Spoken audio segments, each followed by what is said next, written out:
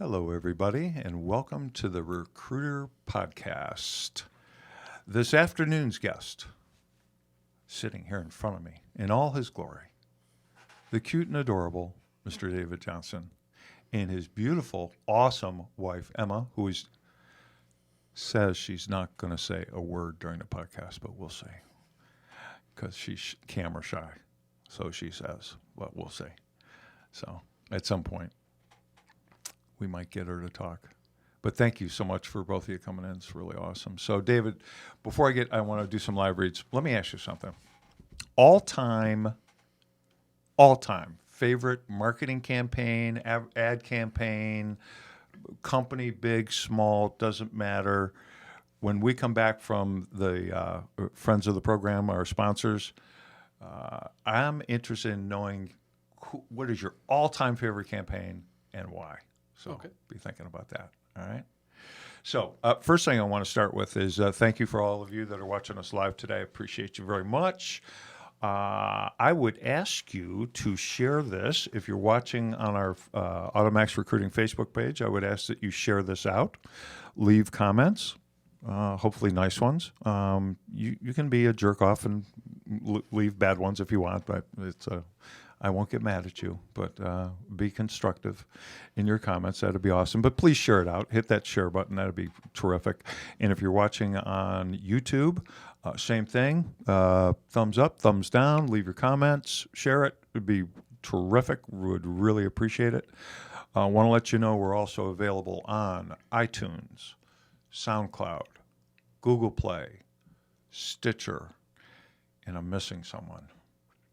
We're just about everywhere. So if you just look up the Recruiter Podcast, please subscribe and let your friends know.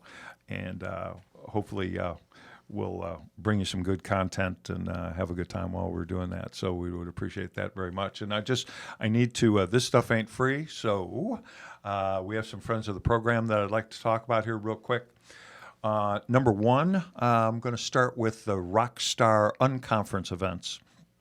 Rockstar is a very unique automotive conference space. There are a bunch of automotive conferences going on.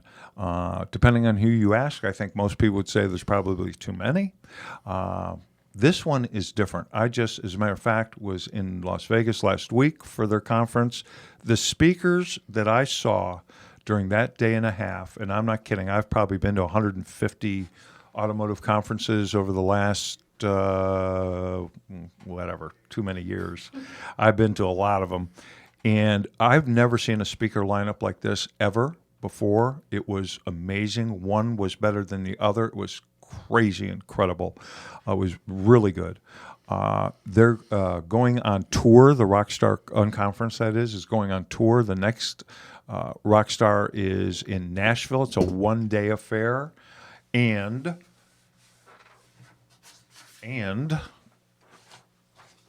they're free.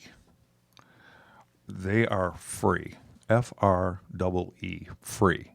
So, other than getting there, there is no cost. Now, there's only been one other conference ever that I'm aware of that did this before, and this is just incredible. Is it right to say an incredible value at free? I guess that's true. Right? It's this would be the speakers that they have. If you tried to get them to coach you, or if you saw them together on a stage somewhere in some big stadium, you're talking about tons of money for a ticket. You're talking about $1,000 an hour people. I mean, it's crazy. These are 5-figure speakers, and you get to see them for free. It's pretty awesome. So if you want some more information on that, and I can't see here, so let me do that. I should know this because I've done this a million times. We go to rockstarinfo.com for more information, rockstarinfo.com. I strongly recommend it. To give you an idea, AutoMax Recruiting, my company, this is the only conference that we are sponsoring this year. So That's the kind of commitment we have to it, and they are friends of the programs, so we really appreciate them. This next friend of the program is Tacoby. Tacoby's just a terrific company. You can see them if you're on Facebook. You're going to see Tacoby. They post about every 30 seconds. But basically, the bottom line here is if you want leads in your store and you want them right now via text message, they can send them out in groups of 500. You're talking about reaching massive amounts of people that are in market right now to buy vehicles at your dealership. Boom, like right away. So reach out to our friends at Tacoby. That's TECOBI, and it's tacoby.com. And learn more about their company. They're awesome. Dan Webb, the vice president, was in here the other day with his wife, who talked a little bit. So, they're great people and a great friend of the program. Dealer World is the next friend of the program I'd like to talk about. Mr. Troy Spring is the owner. Hunter Swift is his vice president. Great. They call themselves a performance agency. And they wrote this script for me. I'm going to still call them an ad agency because I like them. I like the series Mad Men, and I like the idea of ad agencies. Did you like Mad Men? I haven't seen it. What? I know, crazy, right? It's one of those things everyone tells me I need to watch, but I just haven't yet. Dude, you have got to watch. I'm just too busy living the agency life to actually watch it on TV. Yeah, I guess that's true, huh? It's crazy. It's a little crazy, but it's like what's weird is it like age-wise, it fits right into like I can remember those days. Like everybody smoked cigarettes. Right. Sexual harassment in the workplace was okay. Yeah, it was written into your pay plan, I think. It was like, have you sexually harassed anybody this month? Well, let's get on it. You got to sexually harass somebody, or you're not in the club anymore. I know. I will start watching it because you're not the first person that told me. Man, it's classic, and the last scene is ridiculous. So, our friends at Dealer World, these guys do it all.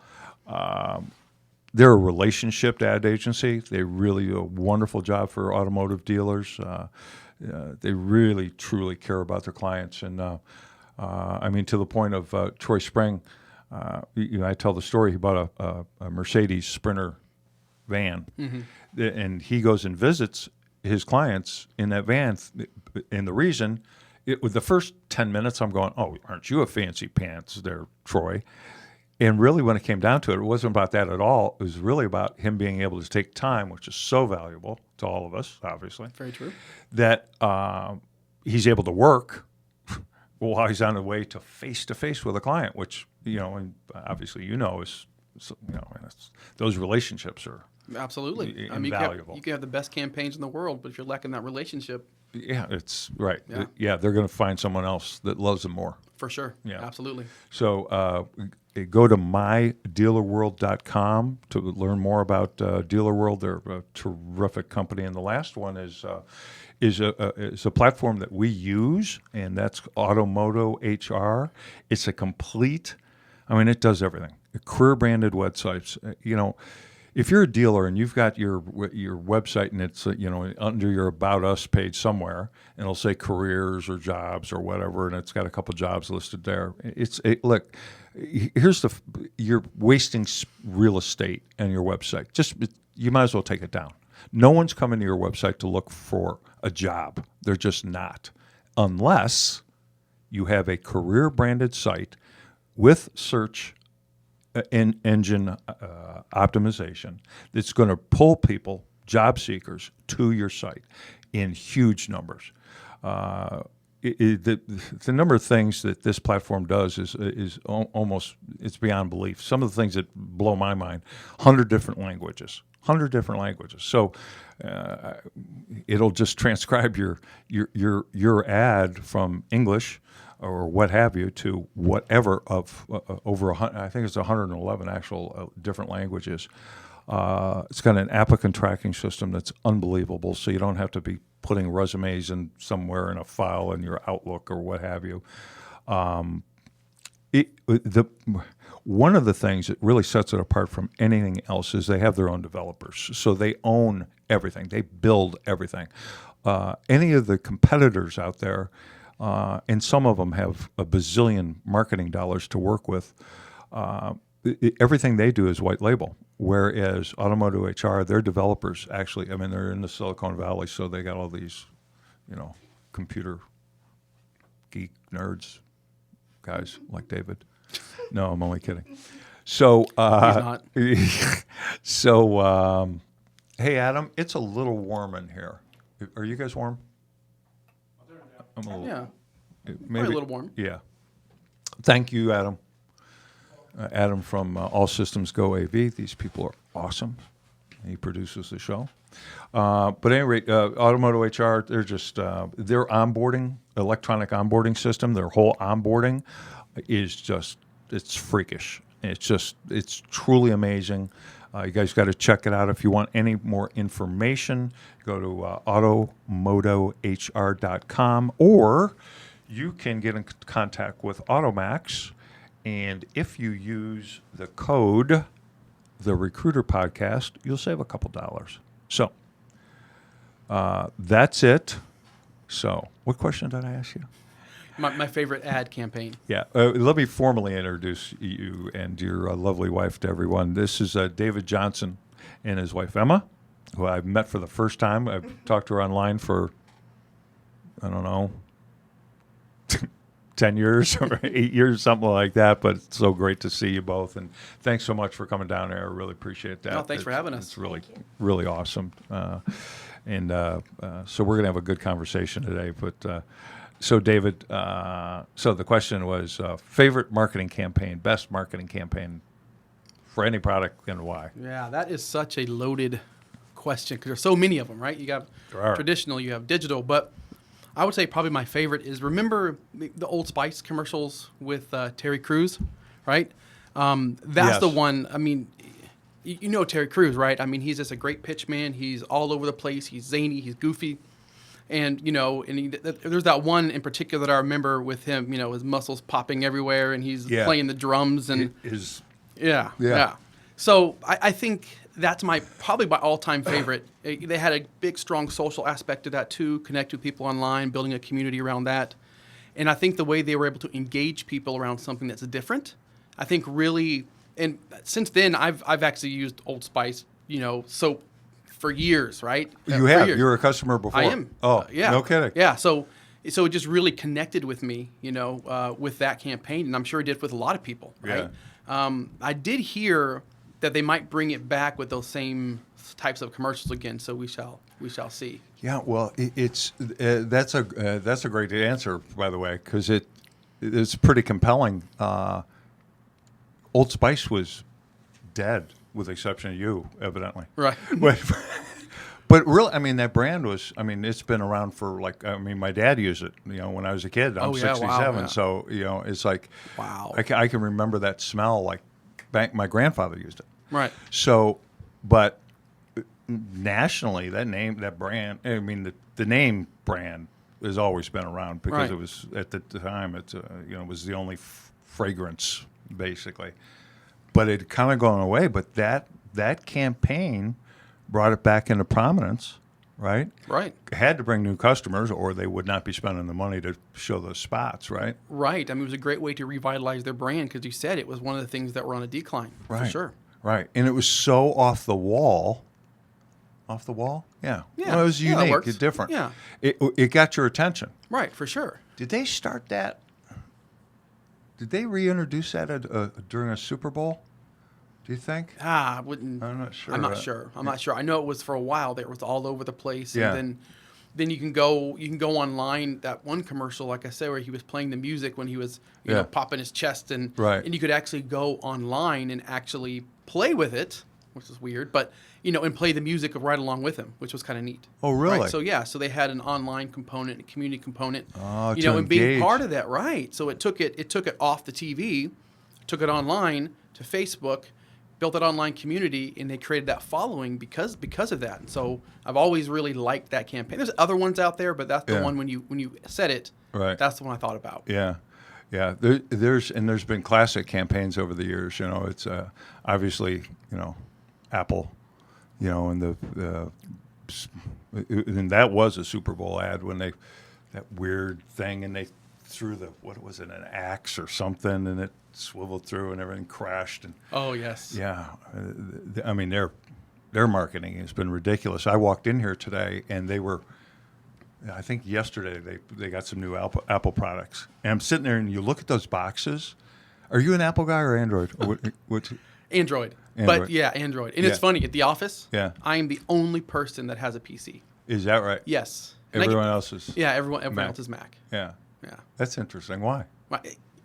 You know, I think it's just because I was like, yeah, it does everything I need it to do. Why switch over? I have Right. nothing. Well, I have yeah. no problem with it. That's Although right. I have to kind of poke fun when everyone else is getting a new Mac because their Right. keyboard broke with the PC. You know, I drop it and Keyboards suck. Those Very true. keyboards suck. They're uncomfortable. They're flat. They look awesome, and I think that's probably what people are buying. Right? Right. They're buying the look, not the feel. But they Right. don't feel right. It's form over function for sure. Yeah, I think so. Yeah.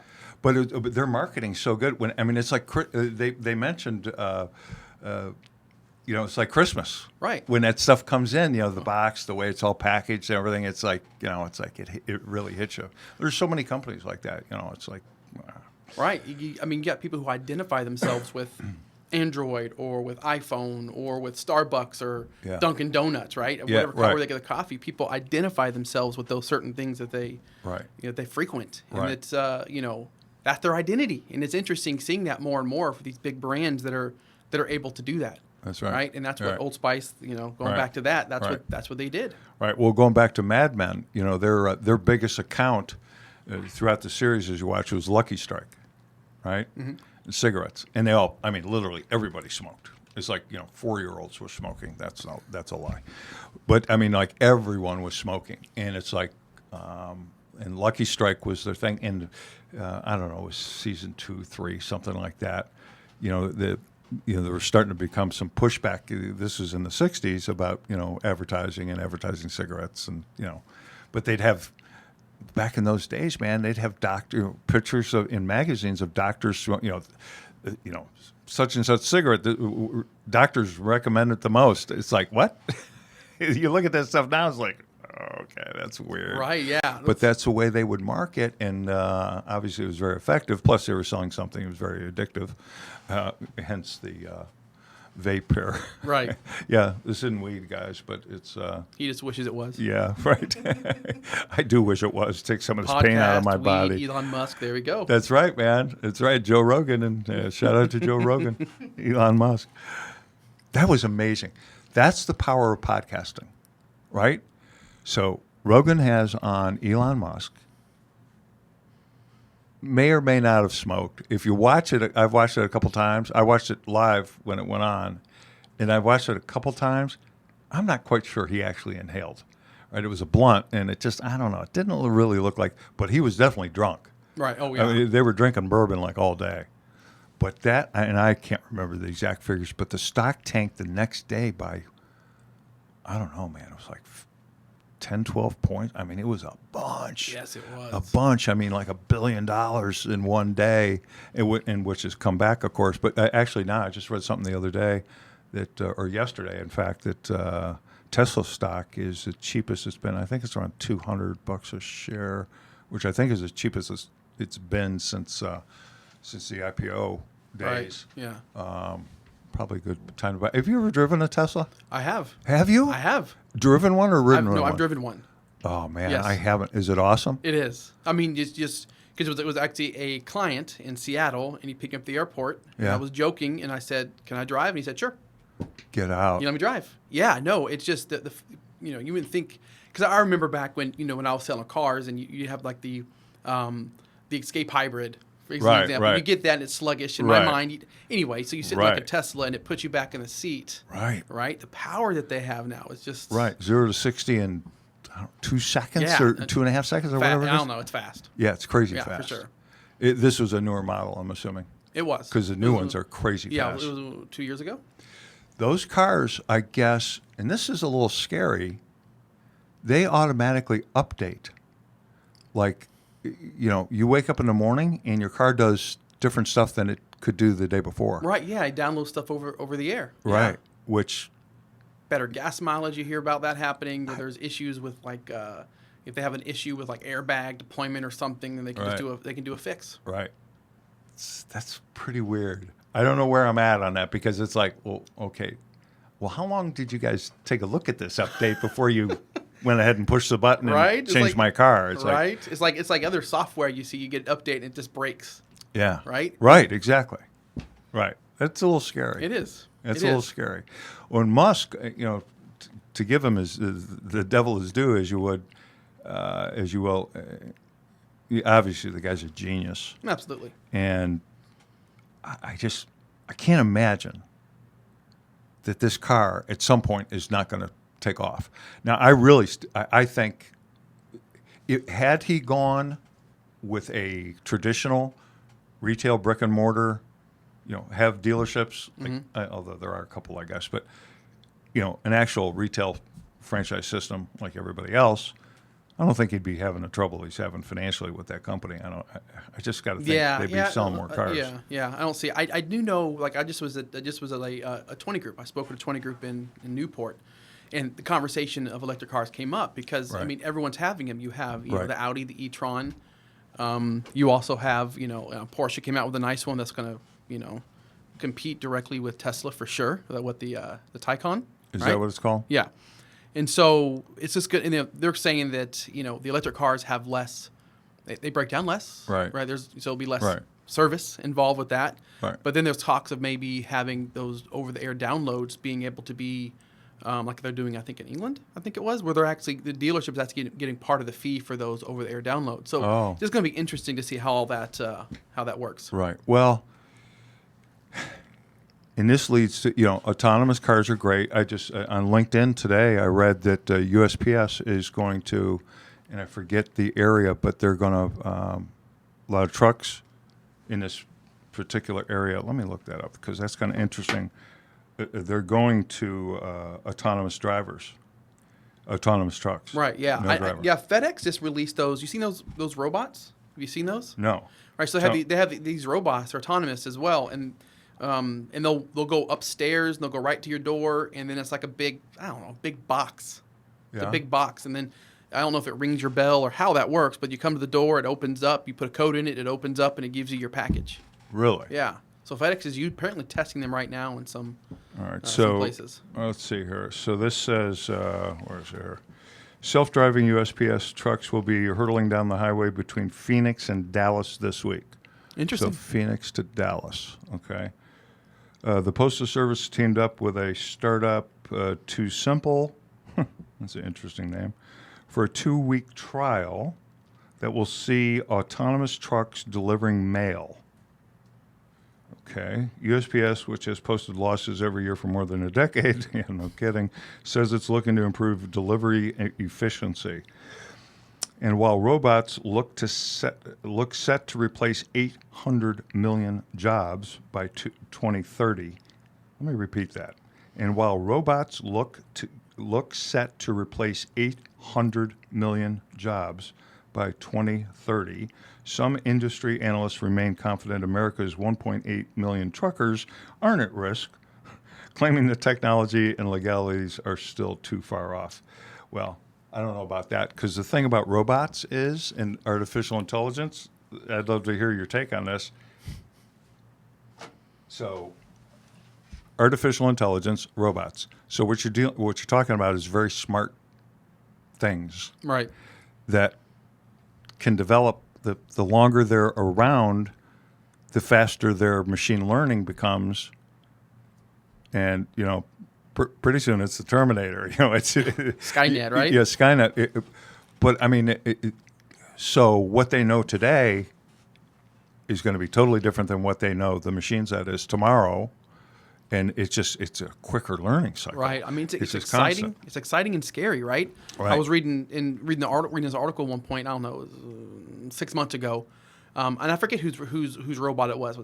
I don't remember whose it was, but it got to the point where it was started creating its own language. Right. It was communicating with each other with yes. its own language because it was more efficient than speaking the way that we thought it would speak. It Right. should speak. Yep. And then it's like, what is it saying? What kind of conversations is it having? Right. So, I'm not, it doesn't scare me. Right. Right. I don't think I lean towards the side of, hey, this scares me. And I like progress. I like the idea. I do use, machine learning all the time when I'm running like paid search campaigns. Got to. Right. And we use it for bidding, which is great. So it's just going to be interesting to see what happens, and we all have, we're all using, Alexa or, Right. yeah. I always thought I just said Alexa. Makes me wonder if I said it loud enough. Yeah. If everybody, has their speakers up, if we could actually access, Oh, that's access their interesting. Alexa. So what song should we have them play? Right. Let's see if it works. Yeah. And if it does, you guys just let us know. Yeah. I don't care. You do. I don't know. I mean, Let's see. Well, one of my favorite songs is Alexa, play Thunder Road. So we'll see. Yeah, I don't we'll know. see. Anyway, just wondering. We actually usually we have Google Home in here, but Joe wasn't here. Joe, we're so crazy busy, man. Like Joe's like freaking like, I can't believe David's going to be there and I'm not, and it's like, but so. He apologizes. Ernie had to go. Yeah. And it's like, so you're stuck with me. So, I know I'm disappointed. yeah. Thanks. Don't worry. He expects that from me. Yes, I do. But generally, we have Google Home right here, and it's pretty cool, man. It's pretty cool. It is. Yeah, because you can ask it anything, and it's pretty good.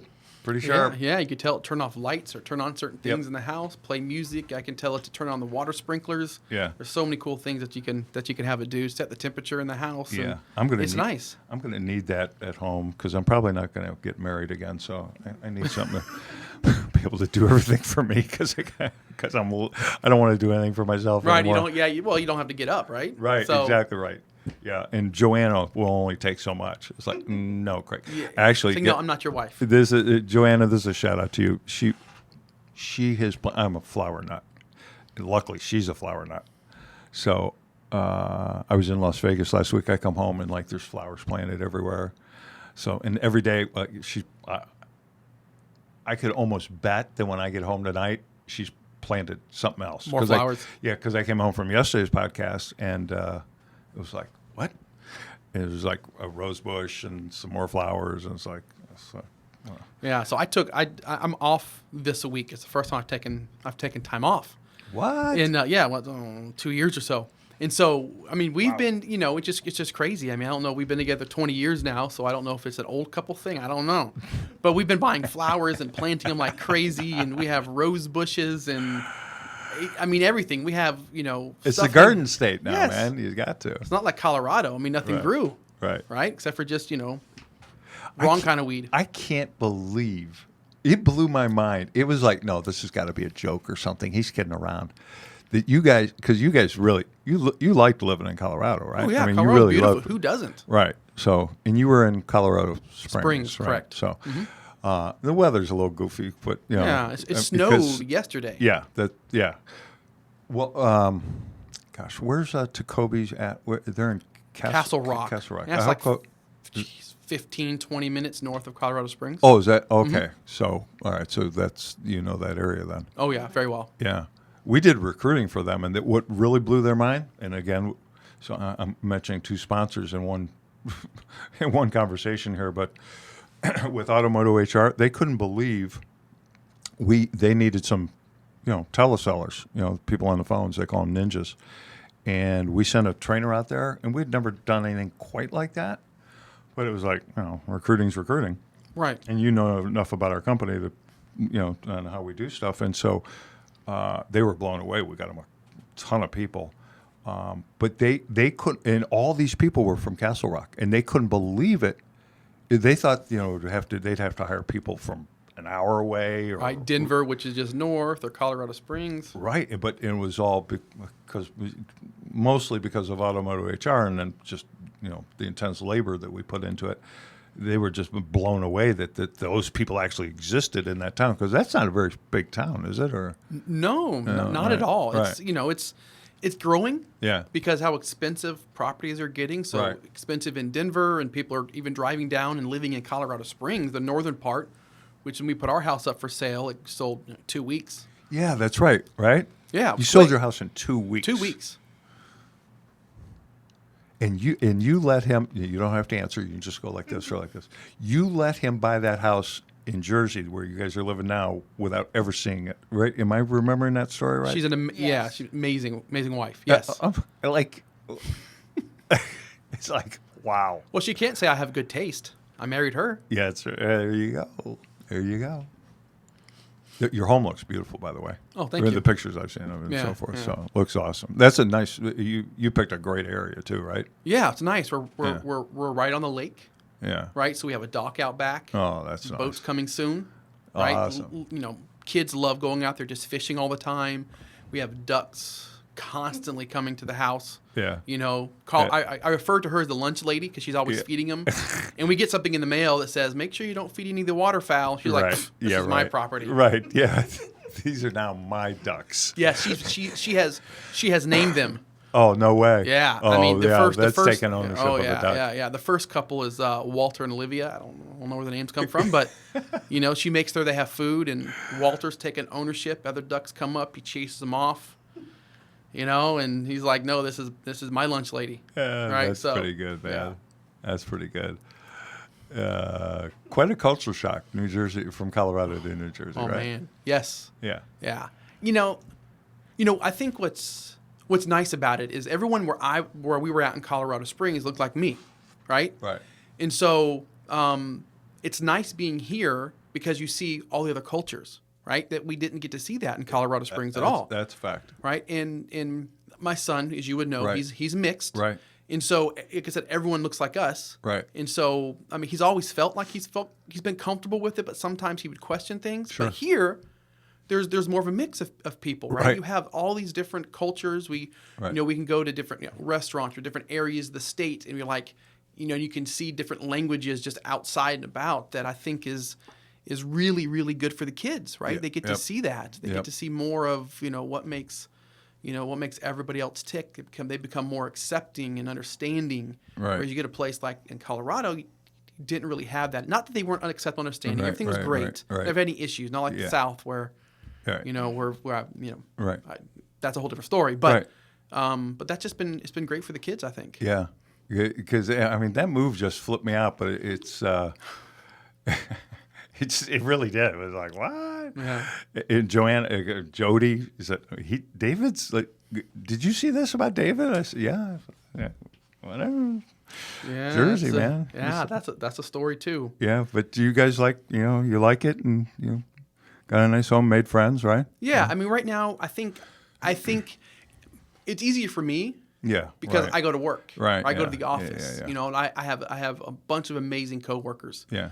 I'm the oldest, which is weird. What? Oh yeah, I'm the old guy.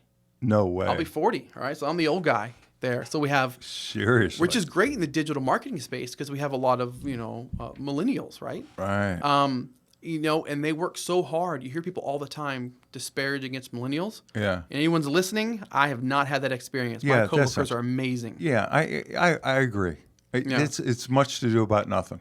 Right. It was a tag put on people, a social construct, if you will, that just like, okay, they're lazy and they don't care, and okay, yeah, well, maybe they're waiting longer to get their driver's license. Okay, that makes them bad people. Right. I Right. don't know. Yeah. When I was that age, I had hair down to my shoulders and wore platform shoes.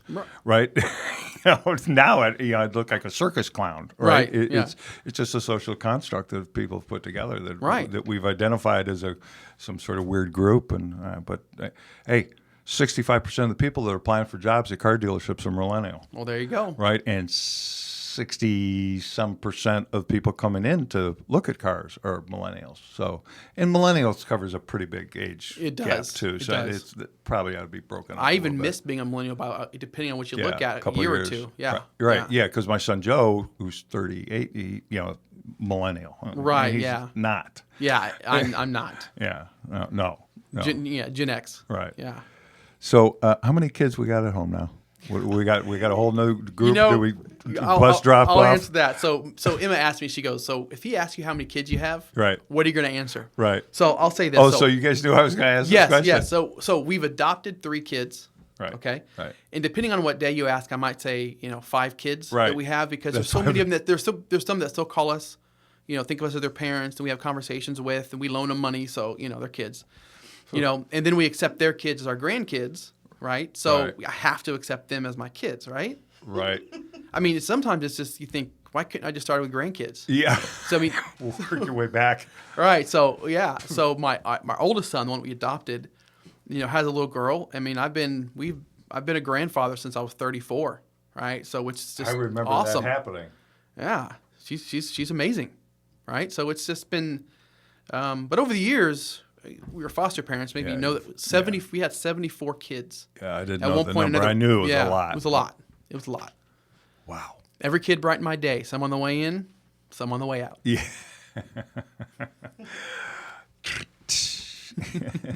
I get that. Well, I understand it. I don't get it because I don't know. I just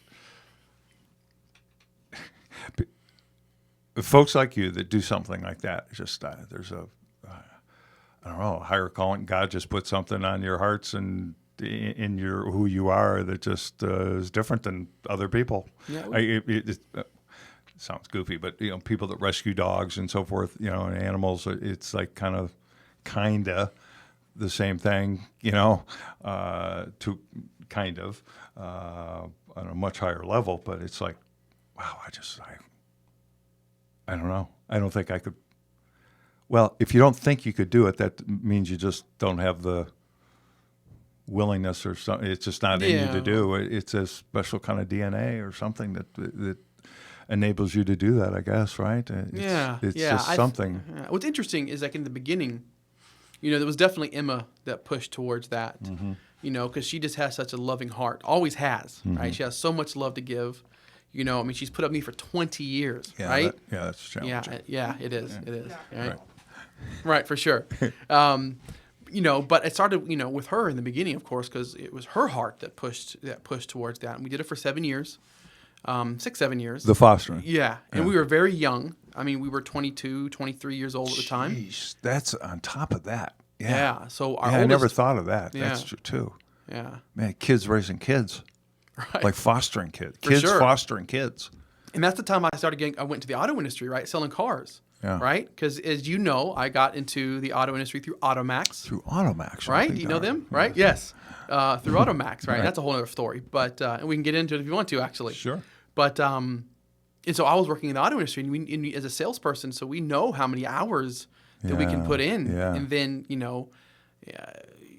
and then once I get home, it's like I'm done. I'm gonna go relax. Here's dinner. Yep. So I would do the homework thing, get the kids in bed, and do our thing, and then Em and I would reconnect for Right. 15 minutes before he fell asleep. Yeah. So it How was your definitely day, a honey? commitment. Great. Me too. Yeah, great. Right. Hello, you awake? Yeah. Yeah. That sucks. That sucks. Yeah, so, about I mean, the car business. It does, but we've been able to, reconnect again. You say reconnect because we had to. It was like, we knew each other with, 350 million kids at the house running around screaming, Yeah. right? Yeah. So but it's been a wild ride. We definitely have done a lot of changing throughout the year. I bet. Years. And that's challenging. It's challenging financially. I mean, you get a few bucks from the state, I would assume, but I can't imagine it covers Yeah. the actual cost of a child. Right. Raising a child, right. In regard to dollars, Right, I mean, right, there's, right. they got to provide certain things for them, but it just, wow, it just blows my mind. Yeah, That's always blown my mind about you. It always just like, man, these people are just different, man. It's just like I could never get my head around that. Yeah, well, it's all her. Huh? It's all her. Yeah. I have to step A up little to be bit as of good as both. her. A little bit of both. A Yeah. lot Well, of I'm supposed to say that, right? Right. You are. Right. Yeah. Well, you're a good husband. Brownie points. Yeah. Well, does that get you anything or? Yeah, it does actually. Yeah. Yeah. You get fed. I get fed because of Yes. I mean, I don't have to get fed. I guess I have to feed right. myself. If that's the case. So, Right. Yeah. And you could do that because you know your way around a grill. I do. I Right. do. All four of them. Right. You're not allowed to hunt up there. You can't go out and shoot stuff though, like in Colorado. You got to be careful where I you're don't. at. Yeah, maybe. I'm not a hunter, so I'm not really sure. Yeah. I don't know. I go to the butcher. Yeah. That's right. So, tell, if you would, for the few people that don't know you, and there are a few, Not many. Uh, and we'll go back in your career, but what are you currently doing exactly? Okay, so I am the VP of paid media at Constellation Agency, and so we are a paid search and social agency. I mostly head the paid search part, strategy. So we work for 95% of what we do is for auto dealers, right? So we're focused heavily on that. One of the founders of Constellation Agency, which is Diana Lee, she's been in the auto industry for 30 years. Oh, really? Yes, she's been doing it for a long time herself. You know, in dealerships, F&I, and so it's just been. And I've been in it for a long time. Right. You know, myself. Right. And so it just was a good fit. You know, for me, which is why I moved all the way from beautiful Colorado, right, to to work in Manhattan, in which I live in Jersey. Right. And for those of people that have never been to New Jersey before, and they only see what they see like on TV. Yeah, Sopranos. There's so much more to Right. New Jersey than Right. the shows that you see on TV. Yeah, right? everybody thinks it's about. Have you guys ever been on the turnpike next to the next to the airport? Yes, Newark. I mean, it's like a scene from, you think you're at the Sopranos, Right. but it's like New Jersey's not like that at all. I mean, it's like No. it is there, obviously, but everything else is it's gorgeous. It is. Down where I live, down near the shore, it's beautiful. Absolutely gorgeous. You know, Yeah. lots of trees. It's green. Yeah. Everything's flowering now, I and know, it's just been it's weird, a lot right? of lakes and rivers, and it's just Yeah. it's nice. Yeah. Right. So yeah, it's not, hey, yo, how you doing? It's not that, You do that well. Right, thank you. Yeah, well, I've been here 25 years now, which, I thought I came here on a 3-month work contract, 105-day contract, and 25 years ago, I was like, you haven't left. yeah. I'm thinking about it, though. Yeah. Yeah. It's like, not much, my house is paid off, I don't, it's like, wait a minute, why am I paying all these taxes, and why am I... Yeah. Because I can, because we closed down all our brick and mortars in 08 and 09. So it was like, everybody works from home. I can live anywhere Right. and do what I do. So I don't know. But, Yeah. Pay less taxes, right? Yeah, a lot. So I've been playing with the idea. I don't know. I'm actually looking at a piece of property down in South Carolina near Oh, my nice. dad. Yeah. In and around Aiken. So maybe build a log home down there. Oh, nice. Yeah. Have Nice. a horse and my old dog. Daisy. Dixie. Dixie. That's Yeah, right. Ah, that's right. But Dixie. yeah, And I knew she's that 'cause I awesome. remember the story. Actually, Joanna just sent me. Where the heck is it? He goes it like this. This is her son. Joanna's my, and that's her son Brendan. They went over to feed Dixie lunch, so that's my hound and my pal Brendan here. Yeah. So. All right. So I'm sorry. So. More about what you do on a daily basis. How big is this company? Big. Yeah. Right. So it's definitely grown a lot since I've been there. We were. Which is what, 2? Is it a couple years? Yeah. now, or no? Well, so at the October 1 of this year, 2 years. Oh, okay. Right. Yeah. Wow. And so when I started, we were about 20-ish people or so. Now we're upwards of 60, 70. No way. Yeah. We have Wow. 2 offices, both in the same building, both in Manhattan. Right. So when I first got started, we were at a WeWork, right? And I want to say there was Oh, no kidding. 5 other offices before that, and so now we're in a permanent space, which is nice, Nice. right? And then we were kind of busting at the seams at that one and got another one, Nice. right? So yeah, so things are going real well, and it's dynamic. It's still almost like a startup environment, so we're really busy. But even though as busy as we always place a premium on the relationship that you mentioned and I mentioned.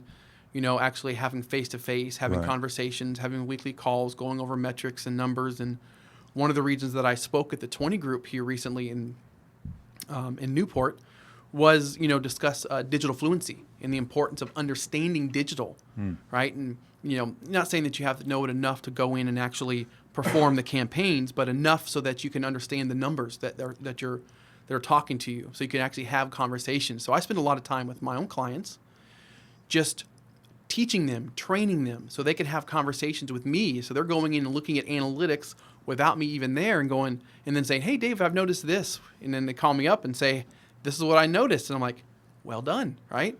But being able to have those conversations, I think, is the big difference between a campaign that does good and one that does like extremely, extremely well. Yeah, that is what you just said is so important. Matter of fact, Ron Boss, who was with us here earlier today, was talking about when he's talking to a digital company or ad agency or whomever, he would tell them, dumb it down for me. I mean, you and I have had this conversation. I had half the time I didn't know what the hell you were talking about when we talked. Right. It was like, David, come on, man, talk to me. Talk to me like I'm a 5-year-old because I really don't get this. Yeah. Say it for the 10th time, David. Yeah, right. But that's so important because your client, the car dealer, typically in this case, Absolutely. it would be real easy to throw a bunch of words in there and blah, blah, blah, blah, blah. I'm sure you understand, right? And, Ego. I get it. And they end up buying something that they don't know what the hell they got. Right. Or how it works and if they need it and do they need it going forward. It's important. That's great to hear that you're really educating. You obviously selling makes the world go round, but you're educating the end user, your buyer on what they actually are buying and bought Right. ongoing so they know what the heck they got, what to look for. It helps hold you accountable. Absolutely. Which it typically would hold the account together. Because in the ad world, I know it's, accounts, come and go. They do. And I think the more educated your customer is in your world, the more likely you are to hang on to them. Because the results are going to go up and down.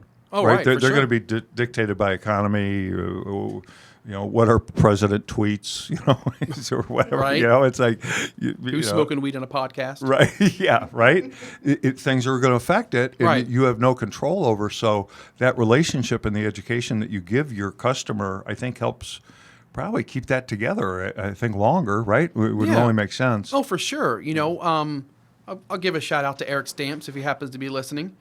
He's the one that invited us to the 20 group. It's two dealerships not too far from here, actually. Really? Right in Philly area, yeah. And Who's that? Eric Stantz? Eric Stamps. Stamps. Yeah. Yeah. Hello, Eric. So, Okay. I'm using him as an example because, we spend time on the phone. I'm teaching him, and not many times dealer principals is like, I'm not too interested. Right. But he took an interest in it. Right. And now he goes in and he's able to take a look at his other stuff, whether it's email marketing or whether Right. even radio advertising. So a lot of things he could take a look at and makes determinations off of what he's seeing in analytics to how to do his radio buy or TV buy or how his email marketing is working or how his SEO was working. Because he can go in and take a look at this. Right. Right. And I just wanted to say that that's just a perfect example. Right. And yes, things will be up and down. I mean, Yep. even with even as good as I think I am, Right. There's no way that a campaign in perpetuity Right. is going to get better and better and better if the budget is exactly the same. It's just Correct. impossible. Right. Will not happen. All right. And so, by having these conversations with dealers and having them understand and be able to go in and see what's happening, what the metrics mean, right? What the cost per acquisition is, cost per lead is. Right. And they know, well, if I spend X amount of money, I get this many leads. So if I increase my budget, I can expect this many leads. Correct. And they have that knowledge. Right. They do stay longer. Right. The relationship is better. That transparency there. It builds that trust, right? Because they can go in at any time they want and take a look at it. I think of it like this. Like, so my wife is here. Like, she has, and some people are going to be like, oh, this is weird. She has every single one of my passwords to everything. Does she look at them? I don't think so. But it's just there that if she ever wants to go look in my email or get into my phone, she can. And I know some people are like, oh, that's weird. That's a violation of privacy. I'm going to send you some really weird stuff. So. No. Yeah, I would expect nothing less. We'll find it. We'll All right. see. Yeah. If she's checking. Right. But it's David, did you see what Craig sent you? No, honey, I didn't see that. He goes right to spam. No, really, you do. No. Right. But it's the same thing. Them just building that trust Yeah. that they can go in and take a look and understand what they're looking at, right? They have the knowledge to look. And I think that more dealers, more general managers, more sales managers, more salespeople, they need to understand that more. They need to, they need to understand Google Analytics and how it works and how to read what it looks like. I mean, they can read a profit and loss statement. Why can't they read a channels report or a conversion Makes report, sense. right? Yeah. Right. So, that's one thing I think if anyone's listening that they definitely need to push. I've always lacked in that, and I don't know why. I've been just too dependent on other people to provide me that information. Years ago when you were handling a lot of stuff for us personally, and today it's just, I don't know, man. It's just, I don't know. I guess as a business owner, you got to pick and choose, what hill you want to die on. I don't know. It's like there's, right now I'm committed to this, right? Like, real committed to this. But however, the only reason is because Joe and Ernie and the team are just we've grown, and just we just came off our best first quarter ever, and our third best quarter in 20 years. Nice. You guys deserve it. It's unbelievable. Like I said earlier, I'm really glad to see you putting the content together, because I know you and I have been having this conversation for a long time. A million times. As much information as you have, Ernie has, I know. Joe has, the team has, and it's just really nice seeing you guys come together and actually doing it. You told us a zillion times. Yes. It's all about content. Absolutely. And it's like, it's just like, but how do you produce content? And it's like, now this forum gives us, because now we have the promos, right, which you saw we run. We put them everywhere. Then we have the actual podcast. Then what happens post production is a title, your name, a summary, and what was discussed. Then Joanna cuts a couple clips, the best of, out of that, and it's each one of those is separate content. Right. So it's like one show, we can get six pieces of content out of one show, right? And we've done, this is 12, episode 12, I think. You're in the first dozen, dude. Right. I'm just upset I wasn't the first. Right. Well, that's okay. It's okay. Don't worry about it. I couldn't find your number. So we got. You were going to spam anyway. Right. Yeah, spam. That's right. So you're talking about 75 pieces of content, right? From this podcast. Strong. Right. So, more, and then, did we mention this on air or off air that LinkedIn's doing a LinkedIn Live? No, off air. Yeah. Yes. So, and we're looking into make sure we have the bandwidth and everything. But, we can take it from YouTube and Facebook, which we're on live now, and hopefully add LinkedIn to it would be awesome. Right, for sure. Just like huge. So I can't wait to see if that can happen. We're going to do some beta testing and see if that's going to happen. But content is king. There's no question about it. Absolutely. You got to have it. You got to be out there. If you're not, you ain't a player if you don't have the content, right? Right. It's as simple as that. Yeah, I personally been creating a lot of content myself. You always have. Yeah. That's the thing. It used to drive me nuts. It would be like,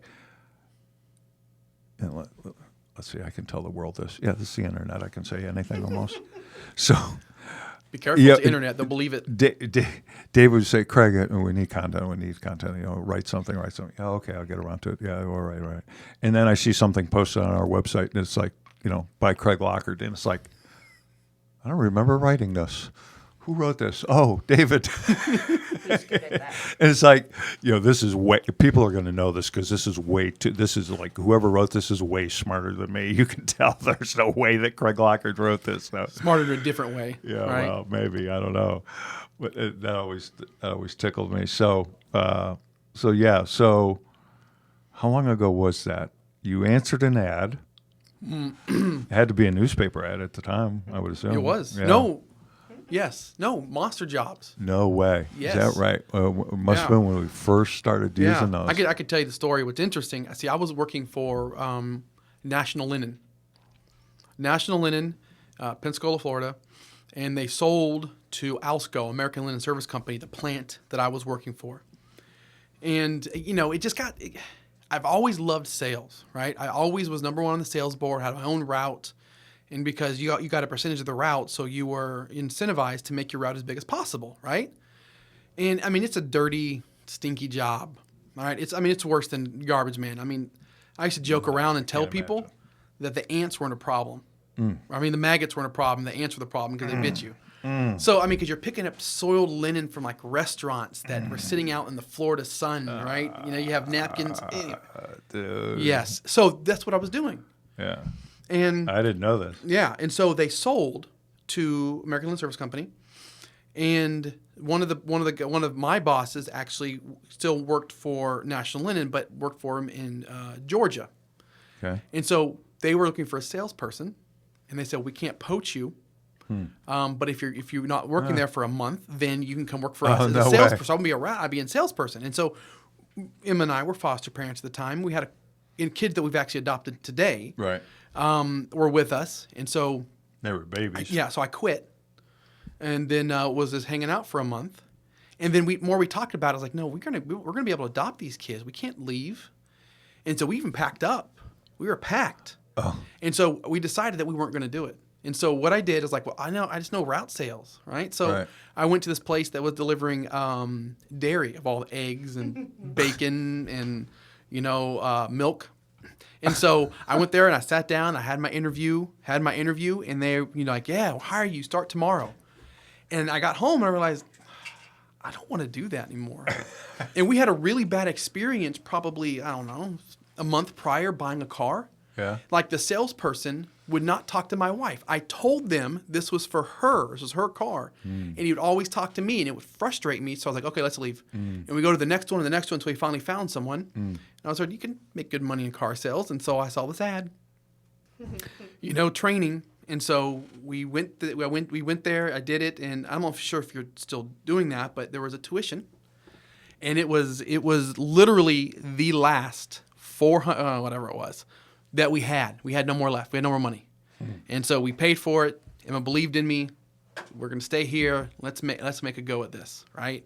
And so there was a class of 10 of us that were hired on, and we were going to be the new breed of car salesmen. So I was taught from the very beginning outside prospecting, right? So the general manager, who is the daughter of the dealer principal, so we'd have to go out and bring our own business in. So I learned from the very beginning how to go to a grocery store and prospect there and get numbers and stuff. And I have some crazy stories about that one, but like a lady thinking I was trying to hit on her when I wasn't, and all of this stuff. Yep. But yeah, and I've been in the auto industry ever since 2003. Is that 03? 03. I was going to ask you. Yeah. I forget. I mean, we've obviously discussed this before, but 03, 16 years ago. Yeah. That's crazy, man. Yeah, we just started, well, not just started, advertising online, doing help wanted ads. 'Cause in the way we fell into that is we were looking for a receptionist at our office. And my business partner at the time said, there's this thing called Career Builder, Called the internet. right? And we could post a job online. I said, what's online? I was just being taught how to use my email. Right. It was like, no, it wasn't quite that bad, but pretty close. And the next day we had like 65 people show up.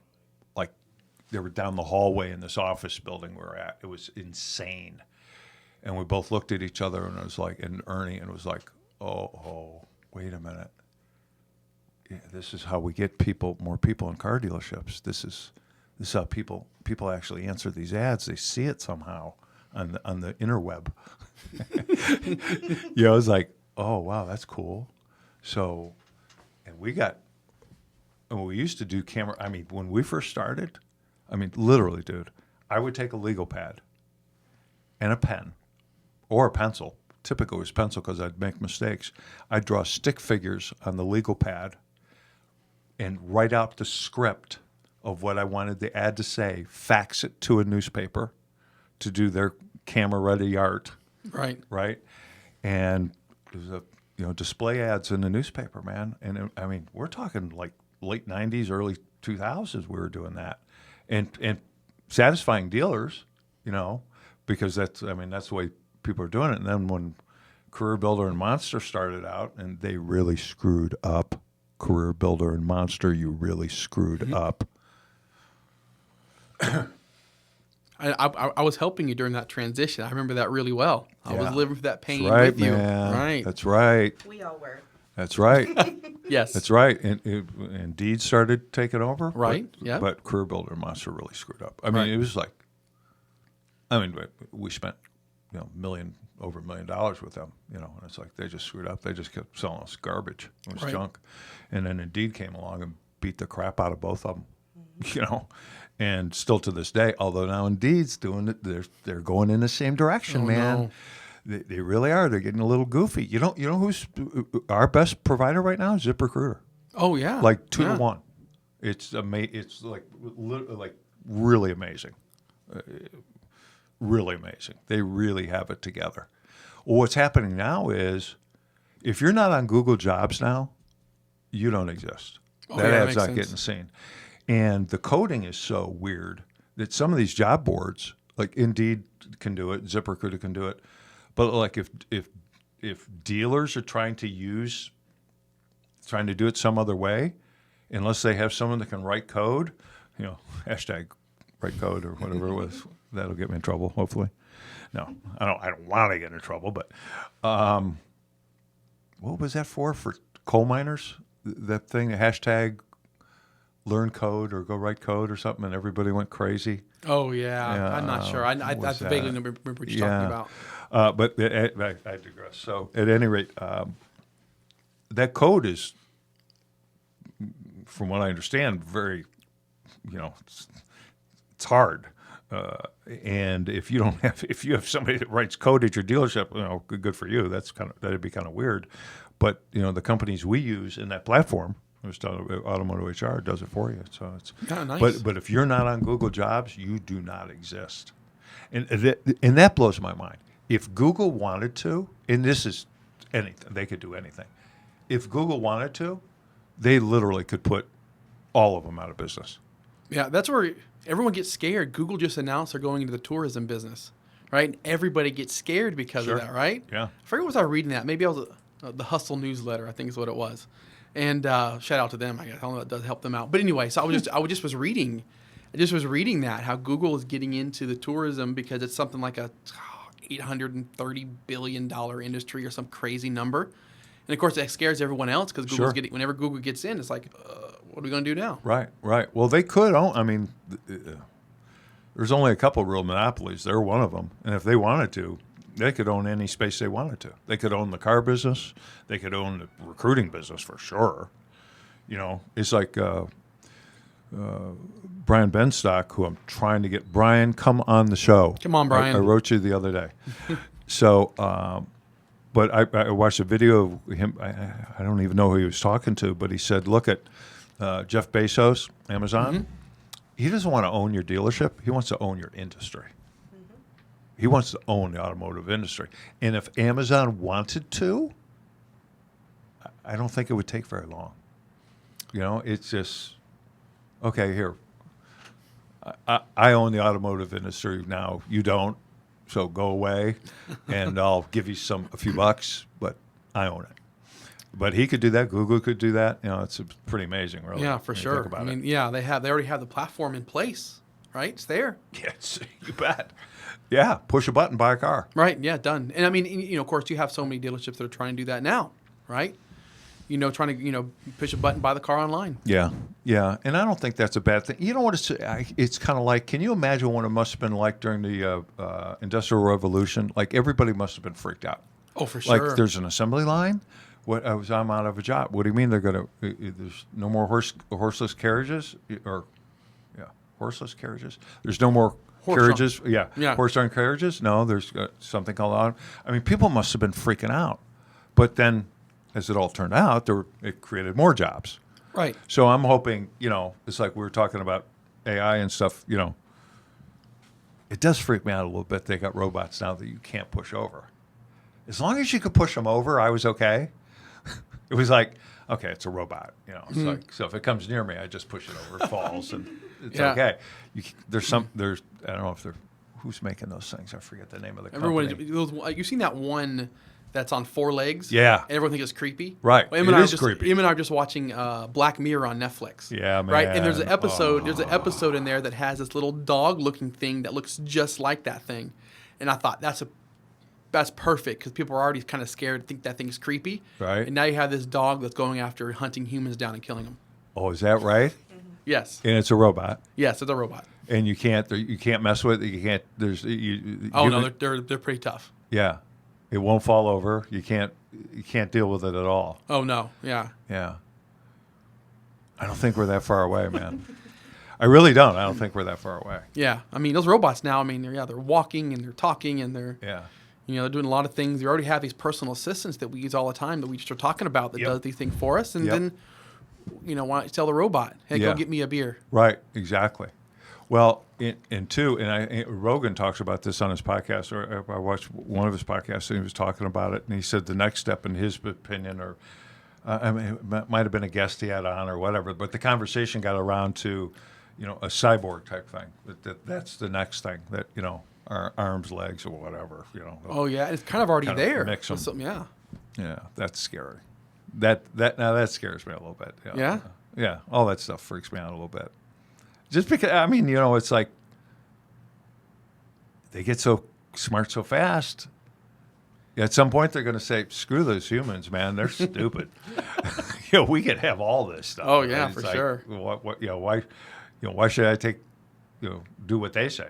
So let's flip the switch, and now they got to. Yeah, we're smarter. Why not? Right? Yeah. Yeah, it's going to be interesting where it happens. I mean, Yeah. I think personal assistants are going to be robots before long in your house, right? You're going to have Yes. what is that name? That one from the Jetsons, Daisy? What's her name? The maid. Oh yeah, right. The Right? maid, yeah. Why can't I have one of those now? Yeah.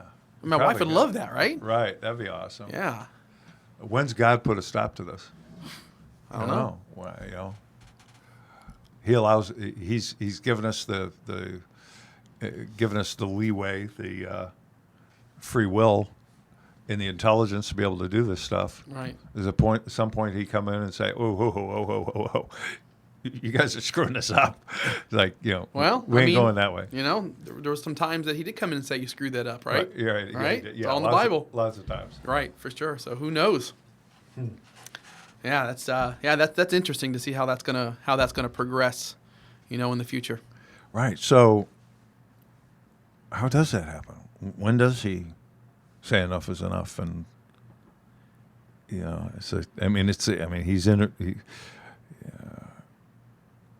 he's gotten involved a lot and straightened things out Well, it's like over thousands of years. just like a parent, right? I mean, we know. I mean, there's to a certain extent, we got to let our kids live their life because Yeah. we can give them all the advice that we can. Hey, here's all this wisdom. Let me impart all this wisdom of stuff that I've already went through, right? All this stuff that, all the heartache that I've been through. Here it is. It's free. You don't have to pay me for it. Here you go. Don't do this. Then what do? They turn around and do it. Yeah. Then they learn it themselves. Yeah. Right. Yeah, So I mean, true. I think we have to go through that and actually learn it ourselves because we're hard-headed. We have to. Yeah, we are. We have to hit that wall ourselves before we believe that wall's even there. Right. To hit that wall. Say that again. You got to hit that wall ourselves before we know that. Before we realize that wall is even there. Yeah. That's true, right? Yeah. Tell kids, don't run. You're gonna hit the wall. There right. it is. Now you Shoot. know the wall is there. Right. Yeah. Don't touch that. That's hot. Right. Oh. Yeah. Don't believe you until what's hot mean? It means it's gonna Right. hurt. Yeah. Yeah. So I think it's the same thing, right? I mean, we got to learn it for Probably. ourselves. We're going to keep doing the same thing over and over and over again. Right. At that point, though, I wonder if it's going to be "quote unquote" too late. I wonder, not to be negative. Yeah. That's Well, pretty negative. But I wonder if it's too late. Well, I guess it's up to each individual, right? Whether it's too late for you or whether it's too late for me. It You know? is the individual. That'd be interesting. A personal responsibility. That'd be new. With everything that's going on right now, all the social constructs that are Right, happening in yeah, our country, very- and the very- ideologies. and- Yeah. I mean, I try to form. It's hard because of the social constructs. Try to do my own thinking. Right? Isn't that novel?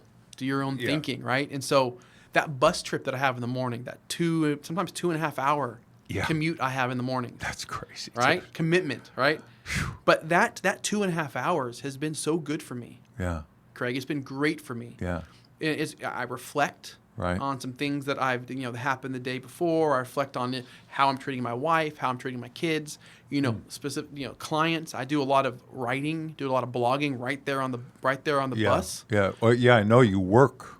Yeah. And blogging is a big part of your work, but yeah, I know you work. I didn't know about the rest of the. Yeah. It's been great for me because I think that each one of us needs that quiet reflection time, right? Because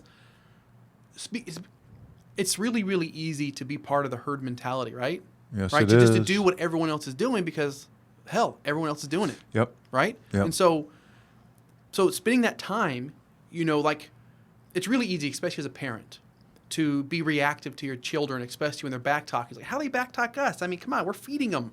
You put a roof over their head. Why would they back? What? Right. Right. But and if you can realize when you're having those conversations, those thoughts that lead up to yelling at your kid or slapping them, which we don't do, but whatever it is, if you realize, if you know how you're feeling, that leads up to that time when you lose your top, you lose your cool, right? Right. The more you understand that process and when it's happening, you can stay in more control of it. Right. And so I spend time, meditating, reflecting, whatever you want to call it, thinking about those times and how this works, right? How my mind works. And I try to see myself from like the 30-foot view and look down and go, okay, David, you're going down the steps of going to being really angry. You need to learn to, before I get there, right? And like you always ask me, how are you so patient? That's how, right? I know before I get angry with something. I know, and I tell myself, the relationship is more important than me being right, which is one of the big reasons why we've been together 20 years, right? Right. Because if I'm always right, that means she's always wrong, Right. right? And so a lot of times, if I'm wrong, we like to argue the point and saying we're right. Because come on, we're guys. Right. So I think that reflection time has really helped me. And people always say, man, that's a long time to be commuting. One, dedicated. I work for an amazing company. We do amazing work. But that reflection time, that I have there has definitely, I think, made me a better person, made me a better husband, made me a better father, made me better at what I do. So we all should spend time in the morning, whether it's praying with God, whether it's, spending time reading or writing or exercising, whatever it is, that alone time. Yeah. Especially when you can kind of be in your own head a little bit. Right. I think it's positive. Yeah, I think it is too. Yeah, I think to have a routine in the morning is a necessity. Yes. On our first podcast, episode number 1 with Troy Spring, Troy talked about it a lot, and he's like really into meditation, and my son Joe does as well, to a lesser extent. But and I have a routine in the morning that involves a couple different things, and most of it is interesting conversations between me and God. It's like, oh, so my plan wasn't that cool? No, no, I have a little different idea for you, Craig. Right. Yes. Oh, okay. Well, we'll go ahead and do it your way then, God. Right. And if you weren't listening, you would have never heard it. That's exactly my point. Yeah, Right. That's right. Yeah, and it only falls within that routine, I think. Right. Yeah. Right. There's that great book. I forget who it's by, but Morning Miracle. Yeah. Right. It talks about just the entire thing. Right. Or Miracle Morning. One of those. That talks about the importance of having that morning routine and how you set it up and the things that you do on there. And I know what's funny is when I was putting together my morning routine, because I have that time. I can't do the exercising because that's kind of weird. Yeah. Right. I have changed my diet, lost 90 pounds, by the way. But, setting up, a couple of different things that didn't work for me. Like I got this planner. I was like, hey, Emma, this is the only thing I want for Christmas. So she bought it for a whole year. I used it for, I don't know, like 2 weeks. Right. And Yeah. it just got to the point where it's like, it's too structured for me. Huh. My mind's kind of all over the place. I can't put it into the bottle.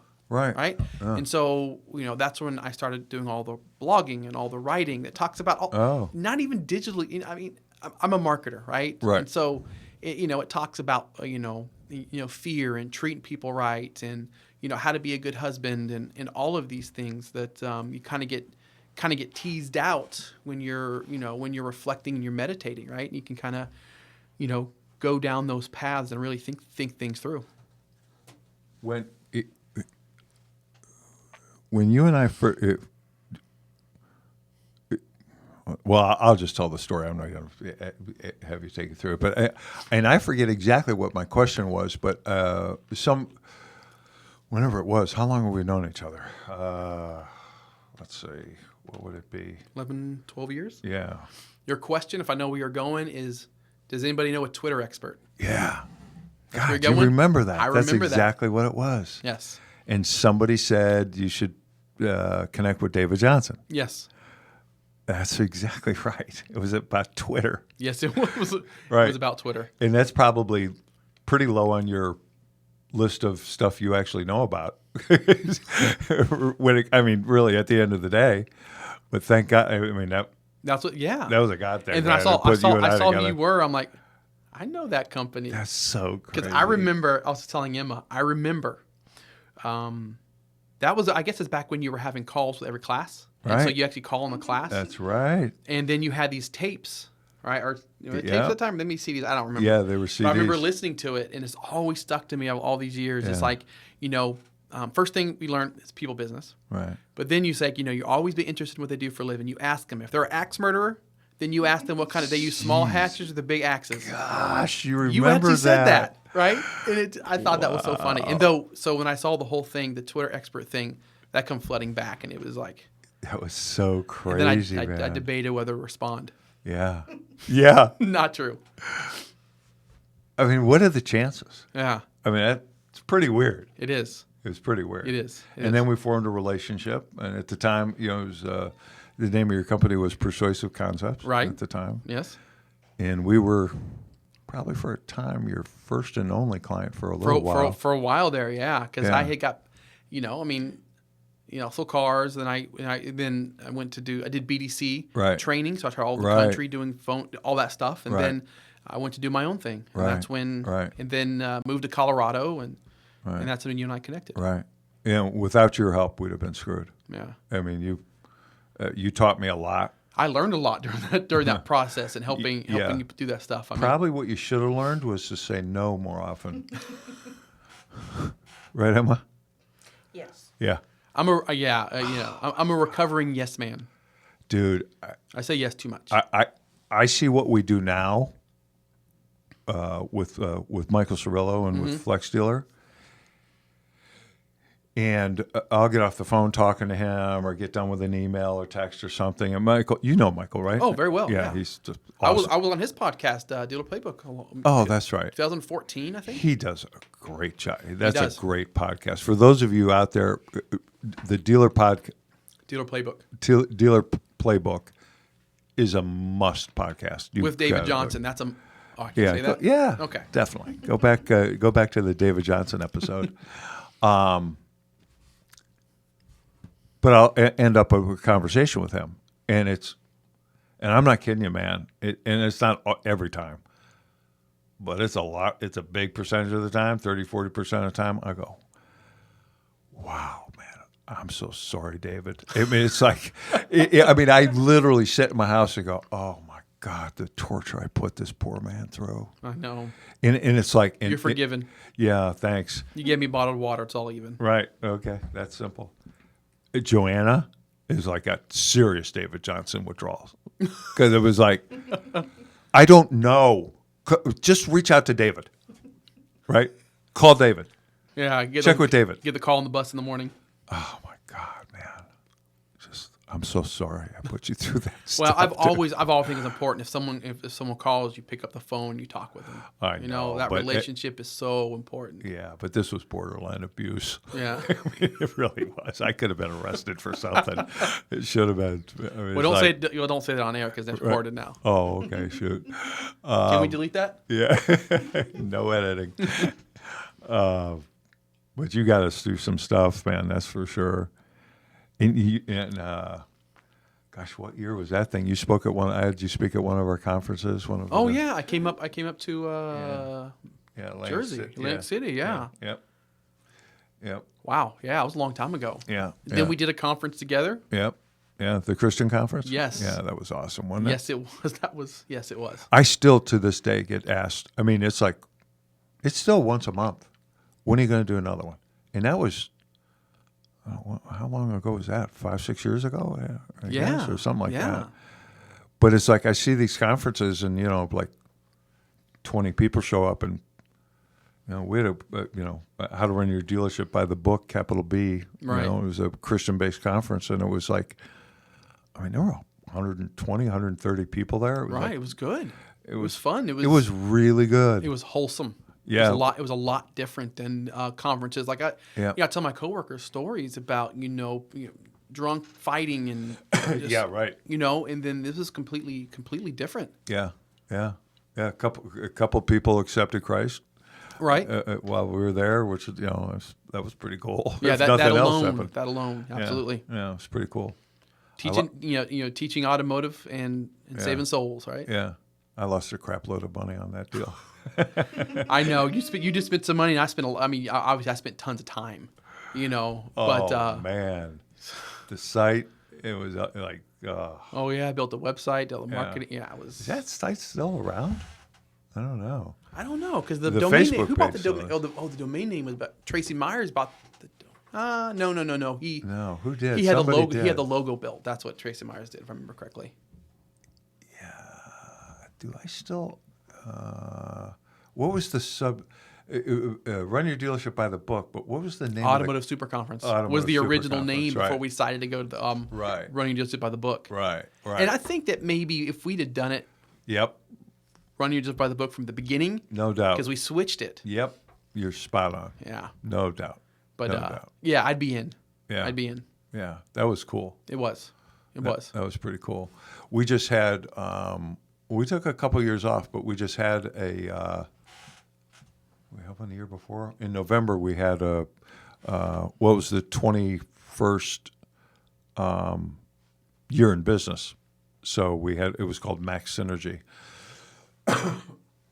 and we had everybody in, kind of similar to the one that you attended in Atlantic City. There was just more people, and it was pretty cool.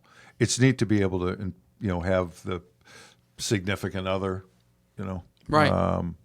attend, so they can see like, oh, this is what you do. It's like, I didn't have any idea. Like, Right. it's kind of a cool company. So at the end of, for the last day of this, we had an awards dinner. And basically it was the corny thing where, anybody between 6 months, and if you've been with us anywhere between 6 months and a year, stand up, right? And applause and stay standing, right? And then we go, and we kept moving up, 2 years to 5 years, stand up and applaud, and then 5 years to 8 years, And then the applause starts getting stronger, and it's like 12 years, 15 years, 18 years, and the place is going crazy. 70% of the 33 people that work with us have been there 10 years or more. That's amazing. It is.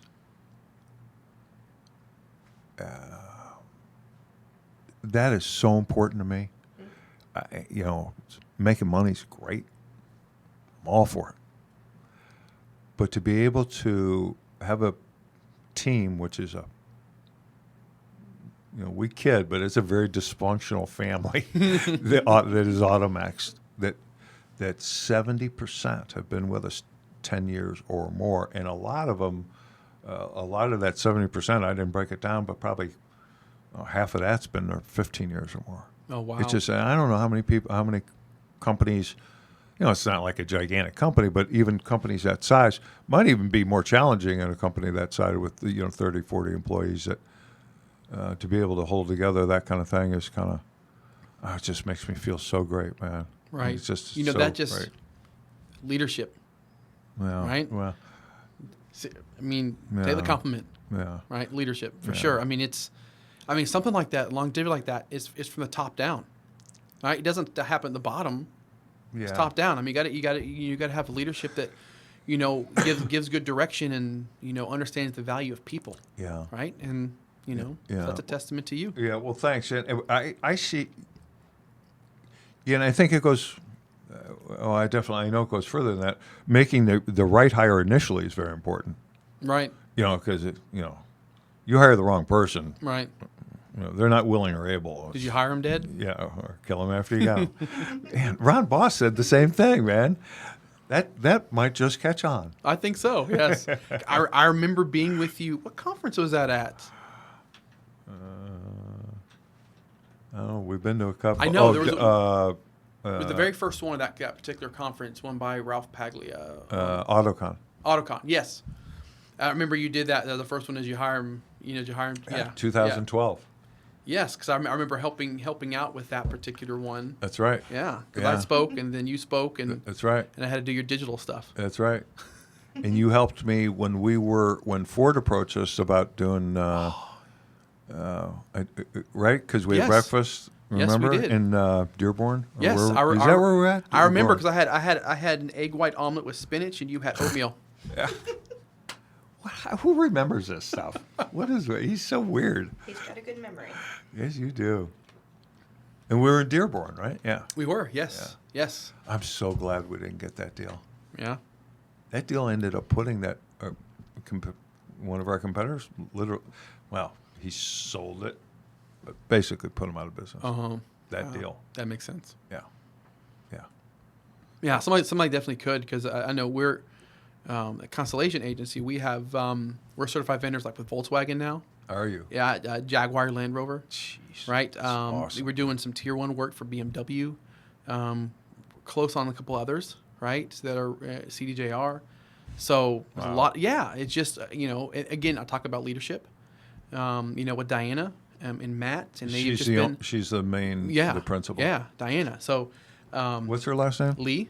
Diana Lee. Mm-hmm. Diana Lee. Yeah, and so just great leadership. I mean, she works hard. She takes care of the employees. I just think that's just a great company to work for. And not to talk about how it was before. There's just a big difference between the two, right? Yeah. That is just made things. I've lost 90 pounds. Yeah. Okay, so second time I said that, it's just been one of those things that. Oh, sorry, get close to the microphone here. Yeah. Right, so there's just a lot of things that the importance of where you work is important for your health, and happiness. Well, she's not a fisherman, probably either. So. No, that she is not. There you go. Yeah. Little shot. There you go. There you go. Yeah. I could go lots of shots if you like. No. All right. I want to say this. I wanted to get out. Yeah. I didn't mean for it to go down the way it went down. Yeah. I have sure. nothing. I have nothing. That's not like you. No, I have nothing bad to say about. Right. I have things to think. Right. But nothing bad things to say, and I won't. Yeah. He did. Yeah, and that's fine. Yeah. That's fine. Yeah. You know what? I live my life. And I just go forward, and I have no time for any animosity whatsoever. Right. And so I just don't do it. I wish I had screenshot that one thing. I called you or something that You did. day, and because he took it off right away, and I was like, why didn't I screenshot that son of a gun? You know what? I've seen them So, too. so It's I, all went, right. I went block, blank. Yeah. It's all right. Yeah. I forgive that a long time ago, and I'm Yeah. sure that him, it's all me. But Yeah. it's okay. Yeah. It's okay. Yeah.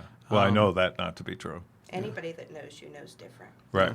Yeah. Fact. I appreciate that. But it's like I said, it didn't go down the way I wanted to go down. I did some Yeah. things wrong, and just the way it happened. Yeah. Oh, you're it not is- perfect. No, Unbelievable. not at all. I'm so disappointed. I thought you were it. I know. You should have renamed this podcast. Recruiting podcast with perfect, right? Yeah. But sorry, I failed you. Yeah. So you alluded to it moments ago. You lost 90 pounds. 90 pounds. I'm not gonna. It would be inappropriate to ask what you've lost, but you've lost, Emma. You've lost weight too, also. Quite Yes. a bit, yeah. You guys look amazing, and not that you looked. What? Now I put my foot in my mouth. That's didn't I? okay. How's it taste? Like a foot. But you guys look younger, healthier, more vibrant. I mean, it's just, I am a little disappointed you didn't wear the twirly bird Oh, hat in here, jeez. though, dude. I was disappointed if you were going to bring that up. Right. Well, I don't know. get over it. I think you had a dream about that one time, and now it's like every time we talk. I just envisioned you. You were this chubby, really smart guy that wore horizontal striped shirts. Told you. Right, and so that for those of you that this has been an ongoing thing between David and I for the last 10 years or whatever, where I can see him in one of those little caps that Spanky wore with the twirly bird thing on top of it. So it's just I don't know, I could never get it out of my head, and he's never worn it for me, which is aggravating in itself. But We lost it. yeah, so and the striped shirts are gone. Oh yeah, You're yeah. actually dressing like a freaking grown up now. I think I had one like that. It just so you happened did. to be. Oh, that is such a lie. My wife buys my clothes. Yeah, yeah. There were several. Yeah. Well, I was 350 pounds. Are you kidding me? So buying clothes that big is not always easy, right? So 350 pounds. Oh man, you had Yeah. to feel like crap. Yeah, and it was 260 now. I got lots of room to go, but I feel so much better. Dude, you look great. I had this sciatica nerve pain for 2 years. Yeah, That I just got used to it. yeah. Right. 2 weeks after being doing keto, right? So dropped all the carbs, all of that. Yeah. After 2 weeks, that pain was gone. Has never come back. All right, let's talk about keto. Mm-hmm. So for those, because it's like, I don't know, you can't go through a news feed on any social know. platform without seeing that KETO. It's great. It's great, or it's horrible. One or the other. Right, you're a maniac or you're brilliant.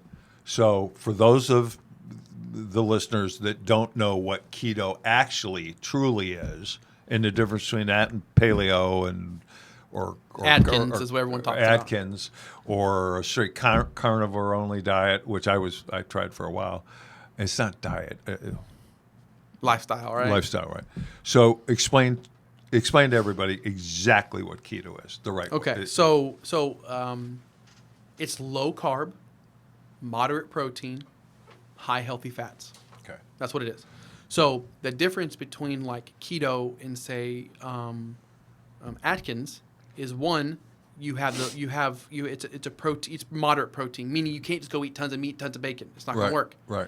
And it's also less carbs. I keep about 20 grams of carbs a day. Okay. Right. A lot of times I'll only have that. Right. Right. So it's where, low. where are you getting your carbs from? I don't. Uh, If I do, you'll get from vegetables. okay. Right. Okay. So no pasta, no bread. Right. No sugar. Right. And So you are very strict. gluten free, Sugar free. dairy free. No, I love cheese. Okay. I don't drink a lot of milk because milk does have carbs in it. Right. And then cheese, meat, of course, which is great. Right. Red meat's great. Chicken's great too, but chickens are lean. Yeah. Well, you're getting that's right. That's the problem if there So is too one. much protein, not enough fat. in Right. chicken. Right. So it goes thigh instead of breast. What do you figure? What are you doing a day in protein? Would you guess? I don't know. Do you guys measure your food or not? You know what we did in the beginning? 100 grams a day? Or No, more not than- even that. I No. don't think. Yeah. Used to be at the beginning. I would Right. using What Carb Manager. Okay. Right. But yeah, I was probably 90 or so, maybe 100. Right. Fats, you're eating, I don't know, 175 Yeah. grams of fat or something like that. Right. But it's been a while since Right. I've been doing it long enough now that I Right. don't really have to do my macros. Right. And And when we're talking about fat, we're not talking about a sleeve of Oreo cookies fat. We're talking no, about too many carbs and sugar. That sounds great though. right, doesn't it, man? A cold glass of milk. I'm I'm sugar free. I'm absolutely since I quit drinking. It'll be 26 years this June 10th. congratulations. That's awesome. Thanks. So grace of God. So most alcoholics, I mean, they're all like sugar freaks, because of the sugar and alcohol. Right. And it's like I took it to a Hall of Fame level of sugar, man. It's like Same. Oreo cookies, sleeve gone, no problem. Bring it on. Right. Like, what is that? Bring the next. Swenson, or not Swenson. What are the donuts? The really good, the really horrible for you donuts. What are those darn things And then called? get in the store? Yeah, yeah. They have a few standalone Vitamins places. or something? Or is it, No, well, those are good, but Yeah. crap. What's the name of those donuts? Those are one of those small ones. No, they make them, but they're known for their glazed donuts. Not Krispy Kreme. Is Yeah, it? Krispy Kreme. Oh, okay. Okay. I mean, do you guys like? Did you guys like those? I was never a donut fan. Oh man. No, I take that back. It's funny. Even when I was at my biggest, there's always things that I wouldn't eat. Yeah. Even though it was so funny, it's so warped, right? It's Right. like, okay, I know fried chicken is bad for me, so I'm not going to eat it. Right. I know donuts are bad for me, I'm not going to eat it. But I Right. would eat, a half a gallon of ice cream and a bunch of cookies. Ice cream is. Yes. There's something called. There's a good ice cream. In a pint, there's 330 calories, which for ice cream in a Let's see. pint, There's Halo Top. Halo Top. Love it. Yeah. Do you guys? If you? Yeah. Yeah. She don't like it. What? Seriously? Emma, I've lost all respect for you. And I used to be a big ice cream eater. Oh man, A lot. the caramel, You had me at caramel. huh? You had me at caramel. Caramel Halo Top is like Yeah. it's amazing, Yeah, but amazing. now so we cut all that out. Yeah. If we want a dessert, we'll take like heavy whipping cream, right? Fatty as all get out, right? Yeah. And whip it up and put like a sugar-free Jello, Yeah. pudding mix. Yeah. in there and mix it up. Amazing. Yeah. Absolutely amazing. And if we want to sweet up a little bit, use stevia or something. But Yeah. and there's some other desserts because I do have a sweet tooth, Me and so too, if I yeah. do some keto fat bombs, for those Right. of you that know keto knows exactly what I'm talking about. Right. Some of those that are so good Yeah.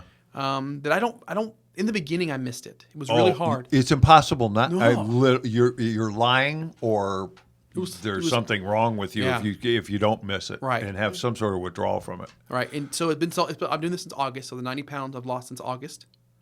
Since August, Since August, yeah, yeah, and and both you started about she started. the She same. started before me, but we weren't doing. She was doing it instinctually, Yeah.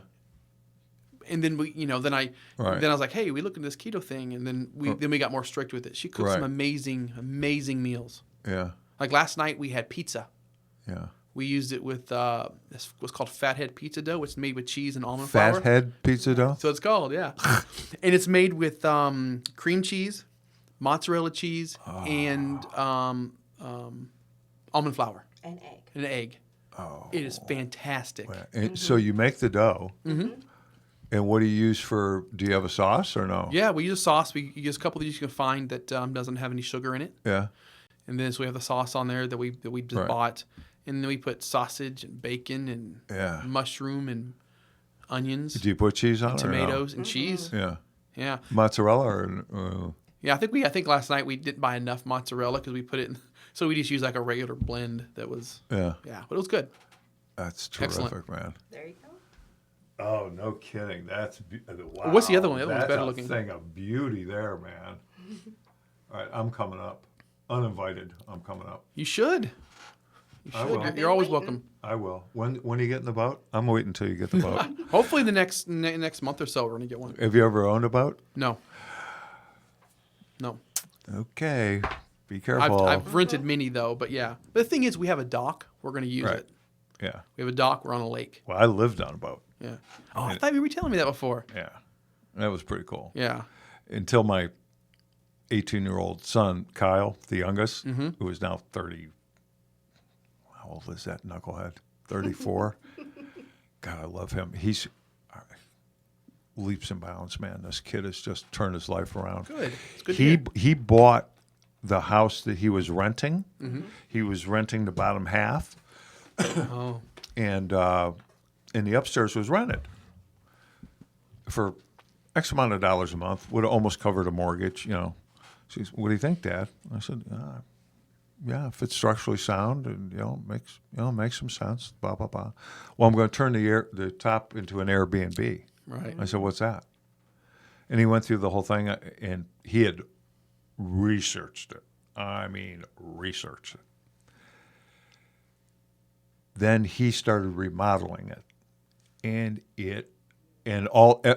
everywhere he finally got to the point where I'm not even going to run this by Dad anymore, because he'd be like, "Here's what I'm doing. What do you think about this? You don't need to do that.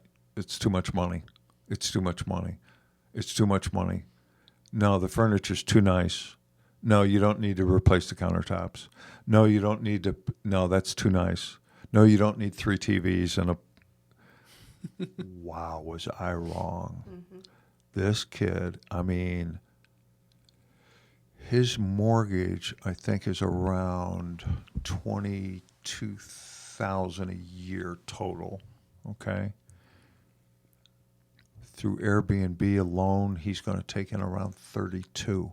Oh, nice. Not only pays for the mortgage, has some left over. And another 10 grand left over, lives for free. So I said, okay, you were right, which is a really hard thing to say to your baby, Oh, to your yeah, for youngest sure. kid. You were right. I was wrong. This is scalable. Let's do another one. Find another house. Go ahead and do your, because he still lives downstairs in the place. Right, and I've seen pictures of this place, by the way. Oh, it's Oh, you have sent, you? you sent Yeah. me the link to it one time. Oh, yeah. it's beautiful. awesome, man. And I mean, his reviews, he became what's called a super host through Airbnb, like early on. His reviews are like over the top. You know, he has bicycles for the people if they want to go up on the boardwalk because he's 2 blocks from the beach. Right. You know, and so I mean, everything. He's got them discounts at restaurants and stuff around town. I mean, he's done everything right. I mean, like literally everything. And everyone writes him. Everyone says, I've been in 50 Airbnbs. This is by far the nicest. Blah blah blah blah blah blah. It's crazy. And he's like booked like solid. It's like, and it's hard work. I mean, because he's, you know, got to wash the sheets every day. You know, Right. it's like everything you got. You know, but yeah. I don't know what the heck was my point. What the heck were we talking about? I have no clue. Completely. Well, I don't know why in the world did I bring that up? I don't know. Oh, I I don't bet remember it- either. I was just going into the story. I have no clue. Well, we were talking about food. Yeah. I don't. Dieting and all that stuff. Yeah. Doesn't matter. Are Long you form. are you guys doing? Are you exercising or what are you doing there? You know, it's not. I've lost 90 pounds. Yeah. No exercising. No exercise. None. I hear that a lot. Yeah. So, but I've hit kind of a plateau. Yeah. So, Oh. I'm gonna start doing some exercising. Yeah. Yeah, What are you 'cause I'm- thinking of? I'm thinking, well, my commute. So I'm just gonna do something at the house. I know Emma walked every morning. Like yesterday, we went and walked a couple miles yesterday. We have tons of hiking trails around us. We can go hang out with the bears. We Yeah. have a bear that lives getting our What? garbage can, by the way. There's bears there. There's bears in New Jersey. Well, I know there's bears. Black bears. Right. Black Black bears. bears. Yeah. Yeah. Yeah. So we've named him. They're badass, man. I've You got to named be him. careful. His name is Bernard. But I keep telling the kids, so we have 2 garbage cans. Well, I have more than 2, but one has a locking, the other one isn't. Right. It's okay. It's springtime now. Don't put it in the one that doesn't lock. Well, what happens when they put it in the one that didn't lock? Claw marks in it, garbage all over the place. You can, and then, Dang, and then we can see man. the bear's footprints because it was raining the night before, all the way down the driveway. The mud prints. Mud prints. It's really cool. They're monsters, man. Yeah. Bears are monsters. So, but he hasn't come back now that we keep it in a locked one. I think maybe we saw some teeth marks on it. He's trying to get into it. Yeah. Couldn't, and I think he stopped. Yeah. Hopefully, Are we armed at the Johnson household? just with these. Yeah. No, we're not. Them bad boys at gun show. That's right. What do you feel about guns? I'm okay with them. Yeah. Yeah, I think if it's to protect the family, I'm totally for it. I got into it about 4 or 5 years ago. I've said enough is enough. And it was like, I live in a nice neighborhood. Oh, now I remember. Of course. Living on a boat. Oh, yes. Right. So, and I'll come back to this other thing in a second, but being a bachelor, my children's mother called me one day and said, okay, I've had enough with this knucklehead. I'll send him to you, but he's all yours. He was 18, and it was just, he'd been in jail half a dozen times, but at 18, total train wreck. Drugs, alcohol, you name it. I mean, a complete train wreck. I hadn't at that time graduated from high school. And this kid, I mean, it's literally impossible to recognize these 2 people. He went from heavily left-wing liberal, not that there's anything wrong with you folks out there, unless you're alt-left, and then you're just loud and obnoxious. I'm sorry, but that's the way I feel. So get over it. Your show, speak it. Yeah. So, he might be a little far right now, but he gets a little. But at any rate, this kid's a totally different kid. But so, okay, Craig, I'm done with him. I'm sending him out to you. So, my point was, being a bachelor living on a boat was pretty cool All right. because you go on a date and it was like, you live on a boat? Yeah. I've never seen anybody that lived on a boat before. Let me show you. So it was, it was pretty easy close. Just to get him to come over and have He wanted to cook dinner for him. Right. So it was That's the kind of man Craig is. exactly right. So, but there was no clothes. It was always like, oh, could I see it? Well, sure. It was kind of cool. And then I bought a couple, they're called floating homes that are actually on pontoons. Mm-hmm. And they're like little apartments. And I rented those out. And I lived in one of those. They were pretty cool too. But living on a boat, and they secure them down like it's crazy. But during the storms, like it was exhilarating, scary, man. Because it's like it's moving and it's like it's crazy. But it was pretty cool. There's I had two Honda outboard engines and just. It was pretty awesome, man. It was Just see, we need 2 engines. yes, Okay. gotta have two. Was that 46 footer, 48 foot? Oh, something like wow. that. Yeah, so it was nice. I mean, full bathroom, and shower, and small kid. Everything's smaller, Right. But it was awesome, man. It was an awesome way to live. So my point is, being a bachelor living on a boat, very cool. Being a bachelor living on a boat with an 18-year-old son, not so cool. Yeah, because you can't cook for the women that you're bringing over. No, that's right. So yeah, no, that came to an end. So I called a realtor friend of mine. I said, look, here's the deal. I need to buy a house, like in a regular neighborhood, a regular house. I don't need some mansion. It's just what you're selling your boat? Yeah. Okay. I said, I need to buy a house today or this week, and I need to close in like 2 or 3 weeks. Or I'm going to kill my child. Right. He said, Craig, you can't do any of that stuff. I said, oh, yeah, you can. Come on. Let's get it done. So he calls me the next day. He said, the house came on the market an hour ago. Let's go look at it. Go look at it. Long story short, gay couple. One guy's an interior decorator. The other guy's a landscaper. Right? Nice. So we walk in this house and didn't know that up front, obviously. I walk in the house and the realtor goes, oh, my goodness, your home's beautiful, the way you put everything together. I said, and me, being a chimpanzee that I am, and, like he did this, his wife did this stuff, man. Come on, and everybody's ha, ha, ha, right? And so we're walking through the house, and there's nothing but men's pictures there, men's clothes, and all the, so it's like, oh, okay. So we walk outside, and so my realtor goes, who's a good friend of mine, what do you think? I said, okay, well, they're gay. I don't care. Excuse me. He said, really? I said, yeah, definitely. I said, tell them I want to buy the house, okay, and offer them $10,000 less than they're asking for it, and tell them I want everything exactly the way it is in the house. Tell them to take their mattresses, their clothes, their plates and silverware, and their pictures. Everything else stays. And I got to close in 3 weeks. Craig, dude, Monty, just go. Do what I told you. Yeah, just go. And Kyle, my son's out in the driveway, says, this is the way you buy a house, Dad? I said, not normally, no. This is a little different. He comes out, he goes, okay, well, you're right about everything, and you just bought a house. So, Is it the one you're still in? yeah. Because you have a beautiful backyard. Yeah, thanks, it is, yeah. Yeah, it's, and Joanna made it even more beautiful here in the last few days, so, yeah, thank you. Shout out to Joanna. Yeah, man, it's, without her, I'd have to get married. Oh, no. Yeah. I think that ship sailed, man. I'm done. I've been dating forever for that matter. So I'll send you my course when I'm done with it.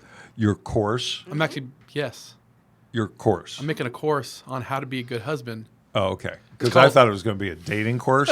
I'll pass. No. Okay. No. Being a good husband, I might read. Yeah, but there you go. There you Dating, go. I don't think I'd follow your.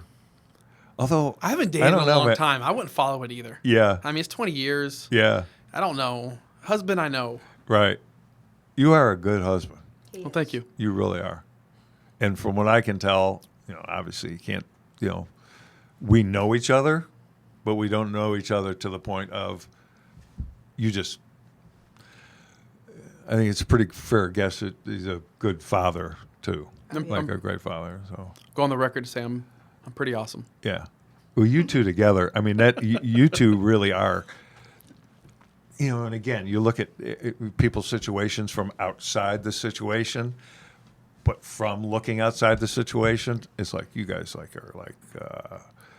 it's what most people, again, from what I know, should aspire to be in terms of a married couple and following basic Christian principles on how to do that. Mm-hmm. The way it's supposed to be done. And It's not always easy because we're two different No. people. We're all different people, right? Right. So sometimes you get the of course, headbutting, but at the end of the day, we're best friends, right? So yeah, that really truly and makes she's all and the she's a difference. saint. Yep. Yeah. Well, and you always compliment her. You Always. always have. Always. In See? everything. I mean, it's like noticeable. See, more brownie points. Yeah. So thank you. Well, that's Checks in the important. mail. Well, what would you do with your best friend? Right? Right, Hey, my right. best friend's awesome, and here's what he or she did.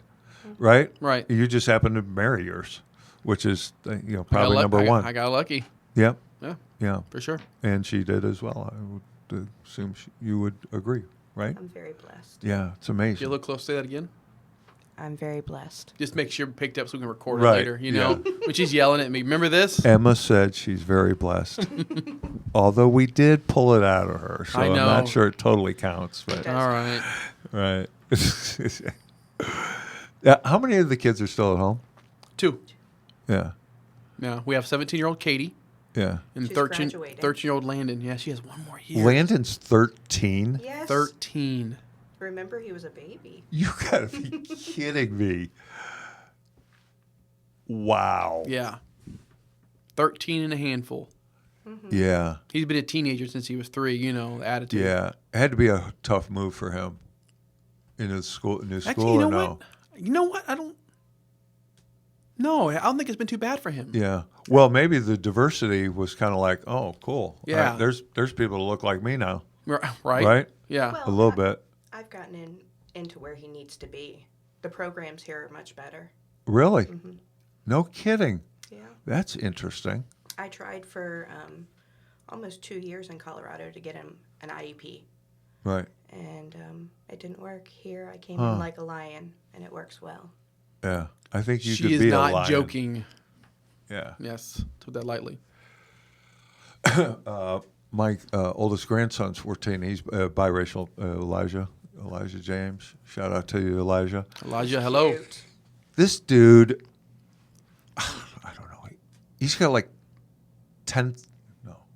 Does he have 20,000 YouTube followers? Wow. He does animation, self-taught. He's the guy that takes the figurine and moves it this much, takes a Oh, picture, yeah. this much. Wow. Patience. Yeah. And he's a gamer, blah, blah, blah, blah, blah, blah. And he's getting checks from YouTube, man. It's like... How old is he? He's 14. Wow. Jeez. No. Well, he's a freshman in high school. How old is he? Could be 14, 14. 15, yeah. 15. Yeah. Yeah. 14. But they just moved, and 10 months ago moved, and they went to, he's going to Firestone High School, which is like the best public high school in Akron, Ohio. It's like a legit great school, but it scared the crap out of me because this kid has been bullied at every school so badly that Erica, my daughter, homeschooled him for a while because it was just, it was like It's a shame. It was like it was so bad that it was like Grandpa got on an airplane, went and sat in front of the principal and said, "What are you going to do about this?" Right. Well, what do you mean? I said, "Look, I just flew in from New Jersey. My grandson's being legitimately bullied, and I believe it's because he's biracial. And I want to know what you're going to do about it. And I'm not leaving unless you get the police involved until you give me an answer." You know, the way I can get. And it's like,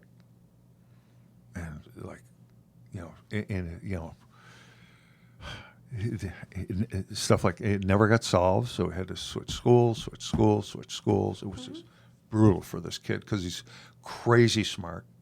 You know, it's a typical thing. He's biracial, crazy smart. He's got an afro out here, so it's like he ain't hiding from nobody, right? He's like zero interest in sports, just super smart. Kid taught himself how. Listen to this story. So he's Erica, my daughter, is so awesome. Garbage truck pulls up in front of her house. This is 4 years ago. There's a piano in the back of the garbage truck. She said, "What's that?" He said, "It's a piano." She said, "Yeah, I know it's a piano, but what's it doing on your truck?" "We're tossing it." "Does it work?" He goes, I don't know. My daughter, being Erica, says, "Can I go up there and see if it works?" "Yeah, I don't care. Be careful, you know." "Would you guys, if I give you, $10 or whatever it was, bring it in, put it in my house?" I said, "Really? You want this old piano in your house?" "Yeah." "Okay." This past Sunday, I couldn't go because of these health issues, orthopedic stuff I got going on. But was his third recital? I think his third recital. He literally, via YouTube, taught himself how to play the piano. And then after a year, I told Erica, I said, "Look, if he really is interested in this, and this was probably 6 months into it, he's a year into it, I'll pay for piano lessons, like legit." Like, so, and he did, and I did, and It's awesome. it's amazing, Yeah. But he's the kind of kid that gets picked on, Right. He He sounds like Landon, our son. Yeah. Right? So- Same Similar? stuff. He's smart, biracial. Yeah. He teaches him stuff on on YouTube. He likes doing stuff with his hands a lot. So I mean, Drawing. of all things, drawing, crocheting, of all things, for whatever reason. No way. For whatever reason, he just loved crocheting. Yeah. Well, And that'll he get got you. so- That'll get you Yes. bullied. Yeah, it did. Where he'd go take. I tell him, it's like, don't take that to school. Yeah. He'd put it in middle class. He's crocheting. Yeah. Yeah. That would be a problem. Right. Yeah. Yeah. Right. That's he's making himself a target there. Yeah, for sure. Unless Taught he himself how knows to fish and everything. jiu-jitsu or something. Yeah. Yeah, taught himself to fish and all that stuff. Yeah. Yeah. That's awesome. Yeah. Yeah. What? And I'm not sure we've ever talked about this. And if you don't want to, that's cool. Did you know anything about his parents or no? Yeah, Yeah. we do. Yeah. And I keep in touch with his biological grandmother and aunt grandmother. because they have some of the other siblings. Maternal grandmother? Yes. Okay. Maternal. Yeah. So family history in terms of health and so forth a little bit. When I don't know, I just call grandma and she Yeah. lets us know everything. That's unusual, isn't it? Or to have that kind of relationship with a foster because he was foster and then adopted, right? Like pretty early. Yeah, we on, got him at 3 days old. From the I hospital. didn't Right know from, that. right from the hospital. Yeah. Oh, This big. that's cool. He was about 5 pounds when we brought him Oh, home. no way. Oh, that's cool that you're able to have that information, right? I mean, that's like, Yeah. not that it's imperative, but Yeah. Sure, it We have makes no it things father's easier. side. We don't know, but at least Right. maternal, we do know. yeah. And it's Yeah. important for them to know. I I don't would think think. that you should ever hide anything from your children, adopted or not. It's part of their story. Yeah. Yeah. Yeah, it would, because that's got to be, I can't even fathom that. It's like, I don't know who my parents are and, blah, blah, blah. Right. That would be kind of mind-boggling. But I mean, obviously he understands that you're his parents. Oh, yeah, I mean, for it's sure. Like it's, Yeah. it's like not even probably something that, We couldn't hide it from him anyway. Right. From Katie, we could have because she same color hair and eyes, but we never would. Yeah, right. And we haven't, and we won't. Yeah. And how old is she? I She's forget. 17. 17. We got her when she was a month old. Yeah. 17-year-old girls are troublesome, right? Yes. A lot. Yeah. They really are. Yes. They lose their minds. Yes. They really, from what I noticed with my two daughters and just and being around other kids that girls that age, they really lose their minds for a couple years. Yeah. Like To what age? And then till 19. I got 2 more years. Yeah, I think. You should know. Wait, We've had a wait. few Wait, how old are girls. you? No, it's a lot longer than that. But they do, but they snap right out of it. It's Yeah. like, it's weird. It's like, Yeah. Who are you? And then a couple years later, it's like, okay, you're back. Right, yeah. Or you've transformed into something else, from moth to butterfly. Right. Well, it says about Katie. I mean, there's some things, that we've had just like, what? Why? Yeah. But for the most part, she's a good kid. She's a great kid. We don't have a whole lot of the issues. And one of the thing is, and this is not we're some weird Christian family. Our kids, I mean, she's 17, she don't have a cell phone. Right. And the biggest reason why we decided to do that early on is that not that we have anything against it. The older one who's 27, 27 now, the oldest one, he had one when he was younger. It's just that we decided, so much bullying that happens on it. Yeah. I think kids sometimes these days have a hard time communicating face to face. Yep. It's so much easier. And you go into any restaurant, you see the kids, on their phones, and the parents might be on their phones too. Yep. And so we just wanted our kids to be able to communicate, how we grew up communicating before we did the whole cell phone thing. Yep. And we've talked about it. We probably are going to get her one here, very soon. Yeah. But Landon thanks us for it. yes. He Yeah. says in class there's kids on their phone all day and they don't learn a thing. Yep. That's exactly so he's right. thanked us. Yep. Every year the Ohio Clan comes out, to Jersey, and we went to a restaurant and had dinner together, and there was a bunch of people. My family's gotten pretty big, and I don't know, there were 13, 14 people at the table, and so I'm looking at I'm at the head of the table. I'm the patriarch of the family. And I'm looking at, and everybody was on their phone. So I took a picture of everybody on the phone, and then I texted it to everybody. Mm-hmm. I said, "Put your flipping phones down." And it's like everybody, got it. And, Right. Oh, Yeah. all right, We don't yeah, have we don't have like- phone at the dinner table. yeah, We Full don't. conversations. Yeah. yeah, How's your day? Yeah. Do you think that's important? Because it's not something that I had so much growing up. So it's not something. No, I didn't have that so much growing up. I wanted to make sure that we had it for our kids. yeah. So we have conversations at the dinner table. How crazy is Yeah, that, right? Yeah, yeah. How was your day? What did Yeah, you do today? yeah. What problems did you run into? What was the best part of your day? Yeah. What was what's the worst part of your day? What happened? How And all these nothing's off conversations. topic. And what? Nothing's off topic. Yeah. Well, We'll talk that's about cool. anything with them. That's anything. cool. So they have trust Oh yeah. that, hey, the stuff that you would normally hide from your parents, quote unquote, Right. they trust you enough to know that you're their safe place. Right. Yeah. Yeah. We'll talk about drugs and sex and Yep. so that we have those conversations so they are comfortable having those doesn't mean they're always forthright with it because there's still course something. They're not. kids, right? Right. Age appropriate. Right. Of Of course. course, Yeah. But we'll have those conversations so that when they do come to those, especially as they get older, and that Katie can confide into Emma or myself about Right. things that might be happening in her life or happening in Landon's life, especially Right. after they leave. Right. We want to be able to have that basis of Right. conversation. Well, they say our frontal lobes aren't fully developed over 20, somewhere in the mid-20s. Yeah. 25 years old. It's like we don't know what we're doing. If you really think back about it, I mean, I could barely walk and chew gum at the same time. Right. At that age. And by that age, I had 2 children, working 70 hours a week in the car business, like being supposedly responsible and drinking. Right. Right. Like everything else kind of like messed with my drinking. It was, Right. it was like, wait a minute. I got to drink. Hold on a minute. I Right. can't work this deal tonight. Right. Yeah. Well, I never drank it. That was my breaking point. That was I will never. Those things get messed up though, but I will never drink Yeah, while I'm that- working, kind of thing. But unfortunately, my family, suffered through that. Because I drank. It wasn't until really I got divorced that my drinking really took off, because it was like, What else do you do? What else do you do? yeah, well, yeah, and it was. But I wanted to drink. As an alcoholic, I wanted to drink so bad. It was always on my mind.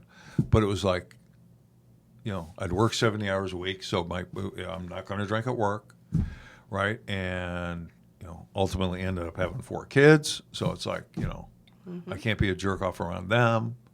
And I'm not sure if it happened, my kids probably didn't see me drunk maybe 1 or 2 times in their whole lives. 'Cause I hid it well from them. And I was a bar drinker. I wouldn't drink at home. But after their mom and I got divorced, it was, wow, man. Okay, now that burden is gone, so now I can drink how I want to drink, and it was like, ended up one night, what became my second wife, where I don't really count her. We were only married a couple months, frankly, and that's actually true. But we were in a bar on a Sunday afternoon, and she was very outgoing, 6 foot tall, Swedish massage therapist. Now I see why you got married. Yep. And probably a 9.5, probably, on the rating scale. And crazy as I was. Drank like me, drugs like me. I mean, she was crazy. So we walk into a bar, and she's out on the dance floor, and immediately there's 1 million people around her. And so, should I tell this whole story? So while she's in there, this girl from the other side of the bar, all of a sudden a note comes around to me from this girl that was sitting on the other side of the bar. Meet me back in the pool hall. Okay, so I'm loaded. My wife, we weren't married at the time, but she became my future wife, was dancing and drunk and having a good old time. So this girl that sent me the note, her and I have relations at the pool table. What she means, they were cooking. Yes. That's exactly what I mean. And she comes back and like, wow, this is happening, and sees us, and she's 6 foot tall. So she decks this girl and just out, right? And then she starts hitting me. And it's like,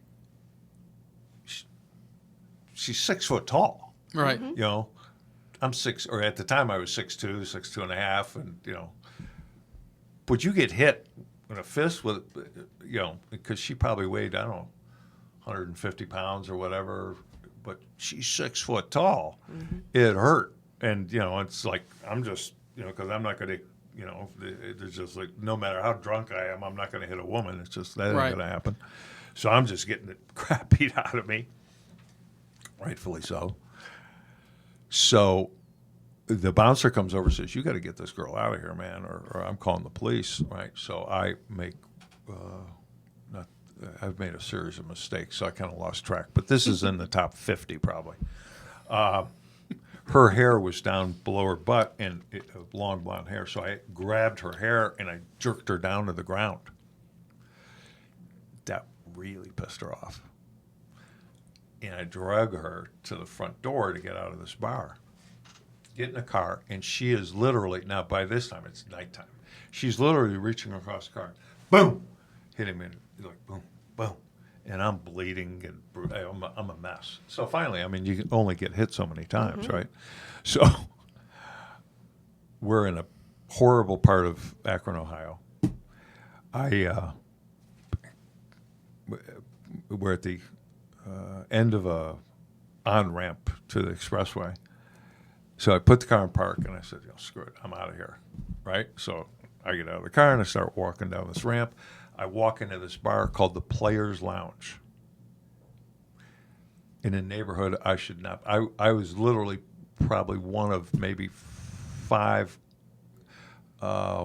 white people in the entire city, right? And so I walk in this place, and the place is packed.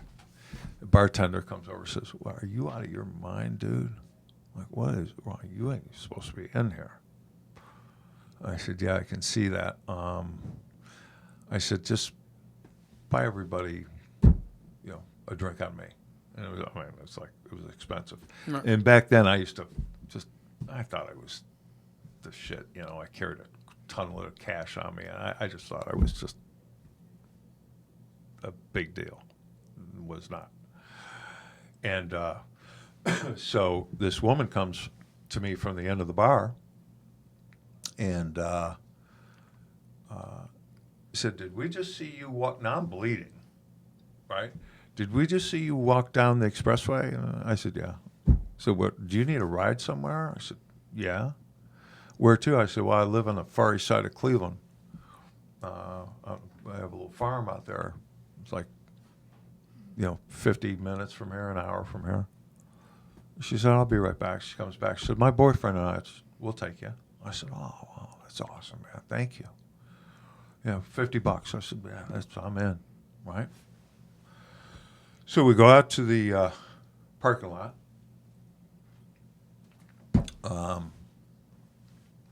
He's driving. She's in the passenger seat. I'm in the seat behind her. He says, well, I got to make one stop. Oh, give me the 50. Now I've been drinking for like 10 hours. Right. Right.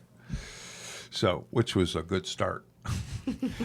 So, give him the 50, and he said, I got to make a stop. I said, where at? He said, well, what's the matter? Where at? I said, I'm just asking. No problem. He said, well, you got to know it's in my dealer's house, my crack house. I said, okay. So, they both go in, and I'm in the car, and I'm sitting there going, this just doesn't feel right. Mm-hmm. But I'm drunk. I don't have a car. I'm an hour from home.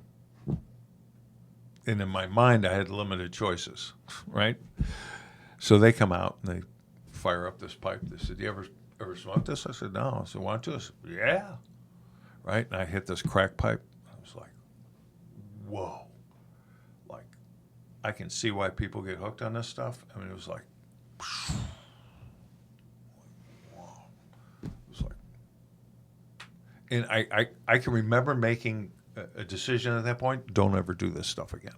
This is bad. So, excuse me. So we get up on the expressway.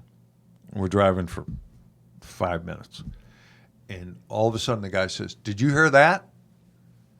And he pulls the car over to the side off the berm. And I go, oh, man, I'm in trouble.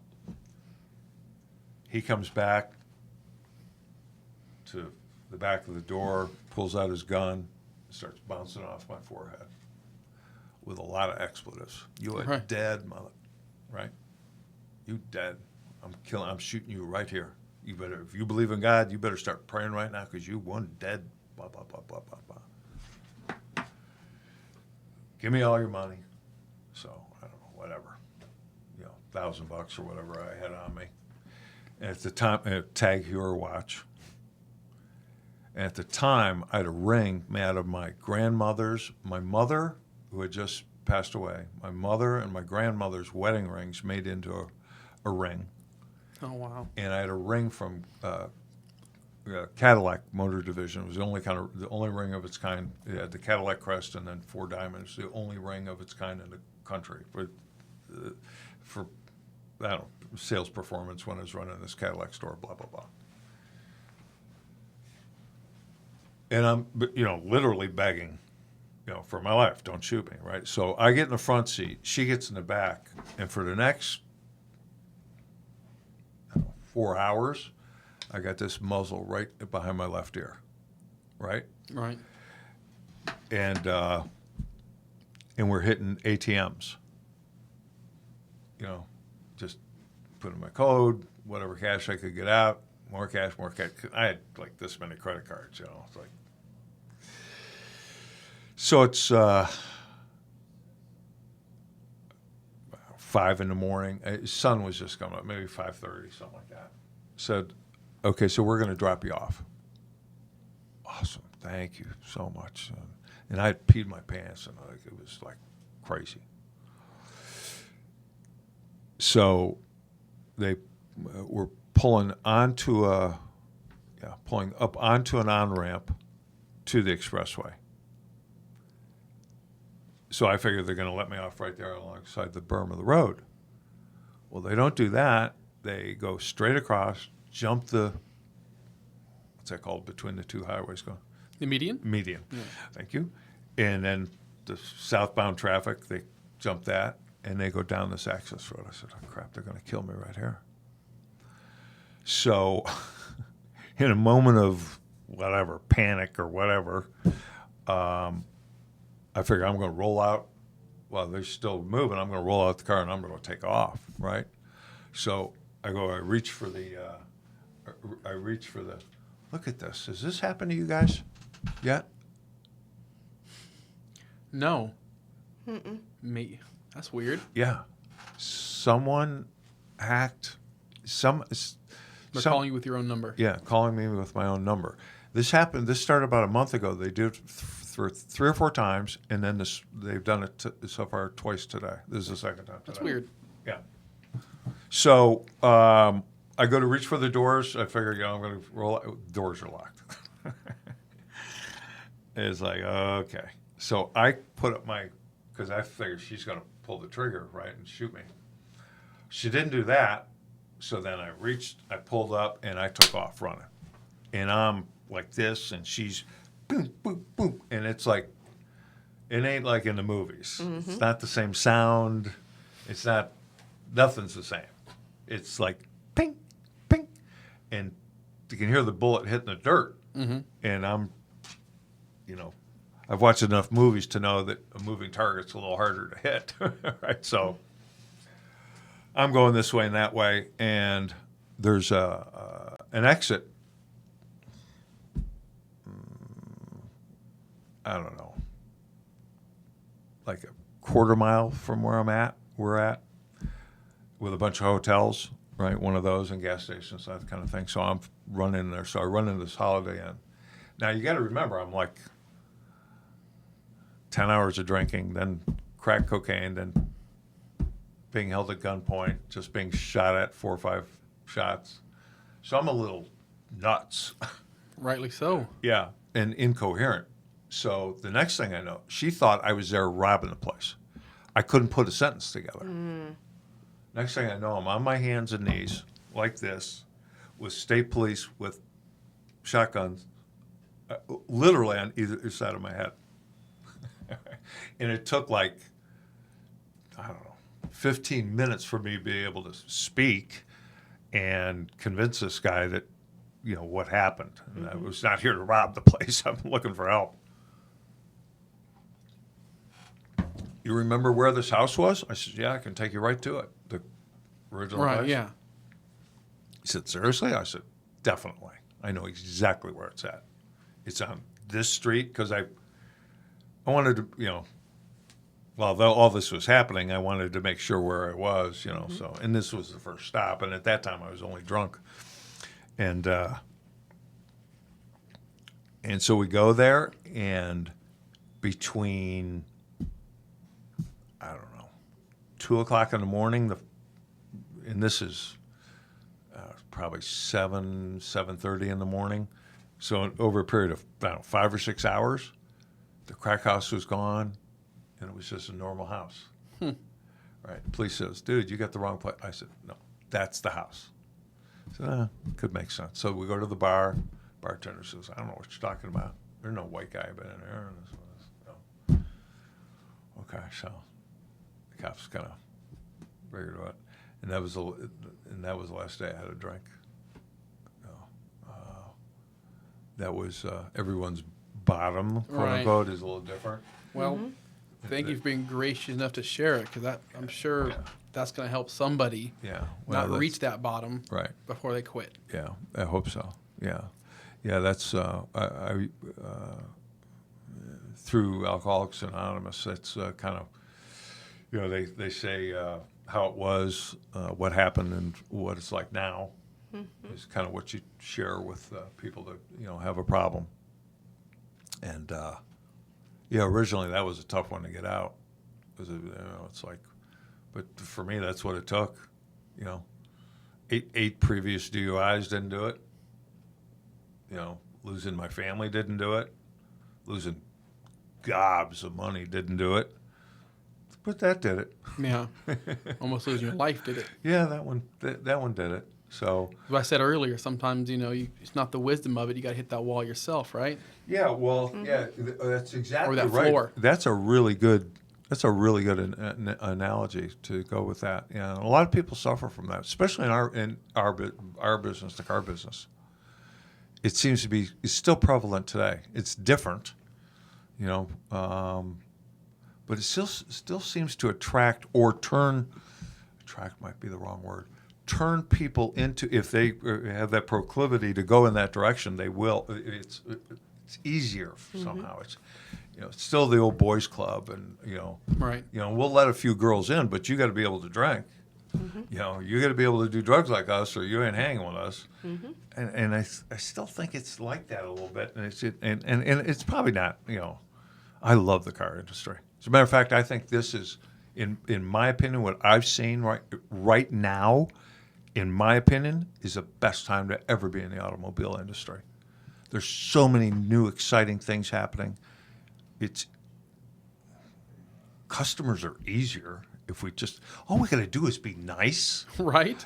know our product, treat people with respect, follow up with them. That's, basically it, man. Right. We complicate the thing. Just don't be a jerk. Right. Be nice to people, and they'll buy from you. There's and a tell somebody training, else. right? Write a book. Every page, don't be a jerk. Yeah. That's it right there. There it is. Craig Lockhart, folks. Don't be a jerk. God, There's let's do that. first 6 steps to the sale. We could collaborate on that. That's right. All right. I'll write "don't be," and you could write Jerk. a jerk. Can I underline it? Right. Yeah. Underline. I mean, I got to do something. I would underline it and exclamation. Is there supposed to be a space between the end of a word and a exclamation mark? No. So it's the last letter, then the mark. Correct. Okay. Yes. And so I heard, though, so I work with... Because it looks goofy. Apparently, it's so talking about millennial coworkers and anyway, I was told You the guys other okay day. on water? Oh yeah, we're good. Anything? I was told the other day that like in a text message or when you're chatting with people, you're not supposed to put a period because a period means it's over. And I had a coworker tell me that I always thought you were mad at me because you would put periods and then I'd ask you another question. I'm like no. English class says a period goes into the sentence after. Right. Yeah. So, yeah. So I don't know the rules anymore. Yeah. Because when I title, like Joanna and I, we collaborate on all this video that we're doing, all the content from the podcast and so forth. So I'm doing it last night, and there was a couple of spots where I put exclamation marks for some reason. But it's like, okay, well, right after the letter looks goofy, so I hit a space. That looks goofy. So I didn't know what to do. And I'm not sure what I ended up deciding. I think I put a space, but you're saying no space. No space. The reason I'm laughing, because back when I was helping anyway, I edited a couple of your posts that you wrote that had space before the exclamation mark. Yeah. So it's funny. Yeah. One of my 500-word sentences. Yeah. Craig, there probably should be a period or a comma in there somewhere. Don't worry. I know some people like that, but I won't mention any names. Yeah. Mine was bad. Mine was really bad. Yeah, I use too many commas, so it's we all have our vices. I think when it comes to the written word.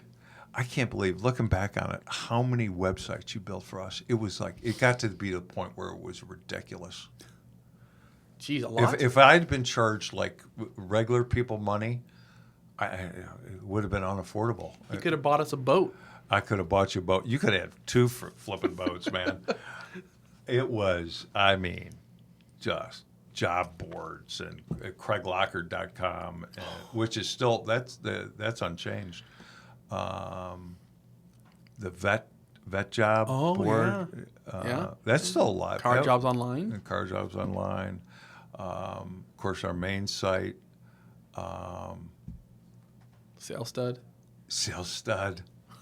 That was a good idea. I don't know why that didn't work. Oh, well, no. And then the AutoMax match. You ever do anything with that? AutoMax match. It's still sitting there. Because I had a hard time. I mean, that was beyond me, getting that right. Yeah. Yeah. I just didn't know if you ever. It's a great idea. I just have not pulled the trigger on it. Yeah. I don't know. Maybe when I get old, I'll do that. Yeah. Yeah. You got a while before that happens, though. Yeah. It's creeping up on me. But that might be.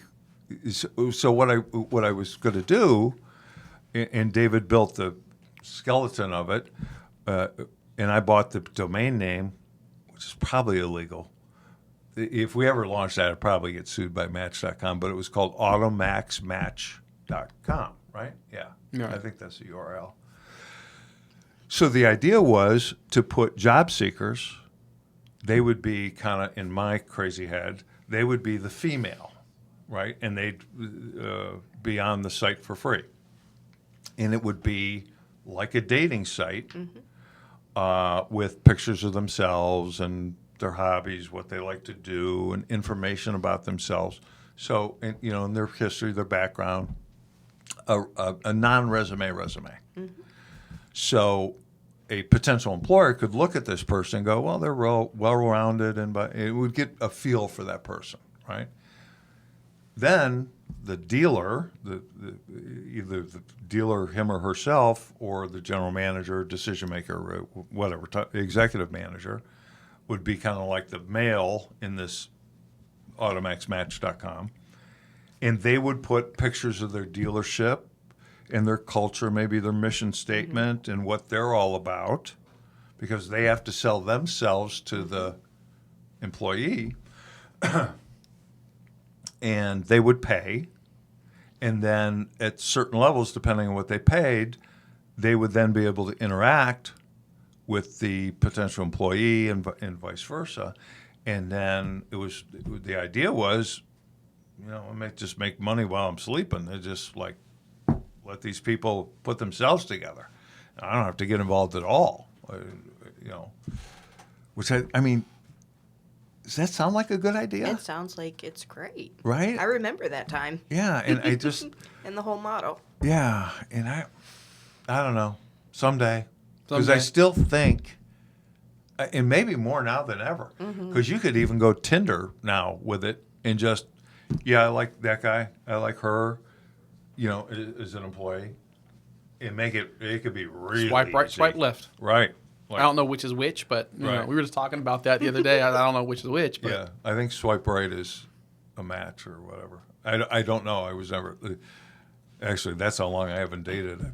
I didn't get into Tinder, but I hear that. I mean, that's just like a hookup thing. I think. I think so. See, Emma and I are Yeah. the OGs. Yeah. We met on now Yahoo Personals, which is no longer a thing, back in 1999. Was there my first online date was a Yahoo personal date? Yep, Yahoo Personal right here. Yeah, 20 I years remember ago. we had this conversation. Yeah.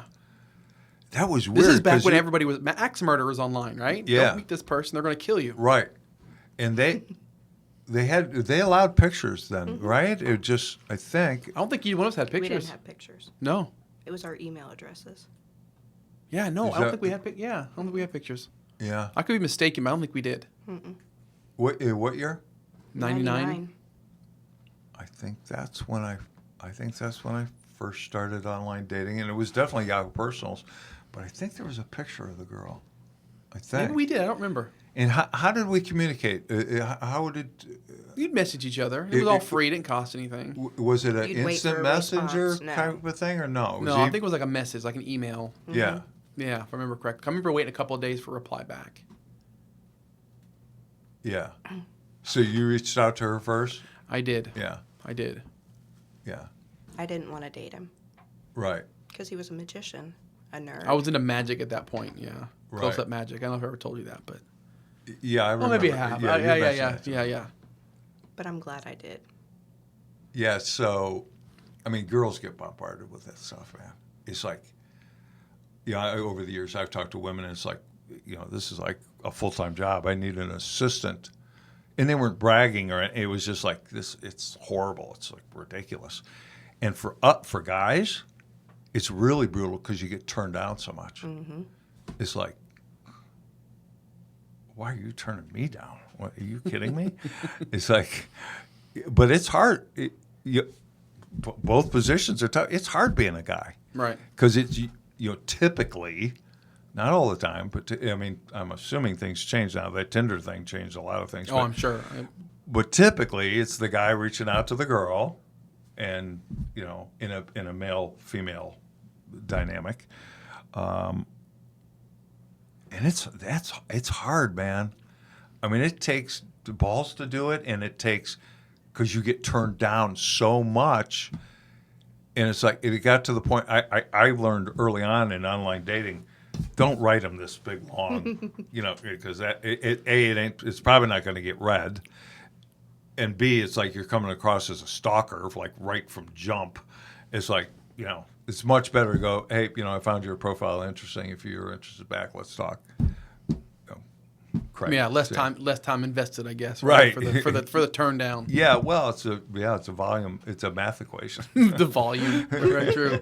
I remember helping a guy I used to work with. Mm-hmm. I helped him craft his emails when I found out you and I have talked about this. So when I told her, she's like, I don't like that. I was like, what? But it's not me, Shoop. They're your words. Yeah.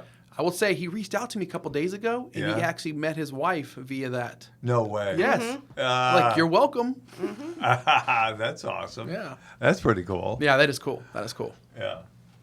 Well, and then women get bombarded with the stuff. Oh, I bet. I can't even imagine being a woman in the dating world right now. I mean, who do you trust? You're asking the wrong people. I haven't been in the dating space in a long time. It's crazy. Yeah. Don't be.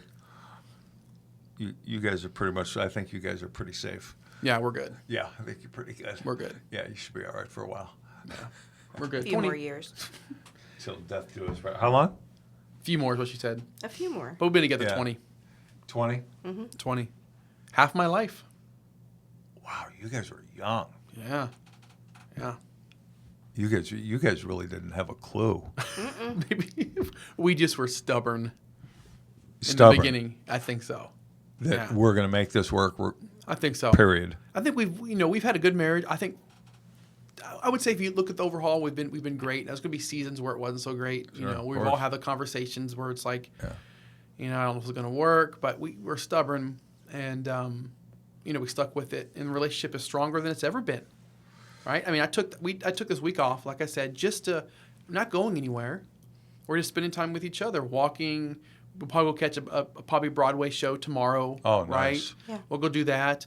Just hanging out. I love Broadway shows, man. Yeah, and, I'm you a know. total geek about that stuff.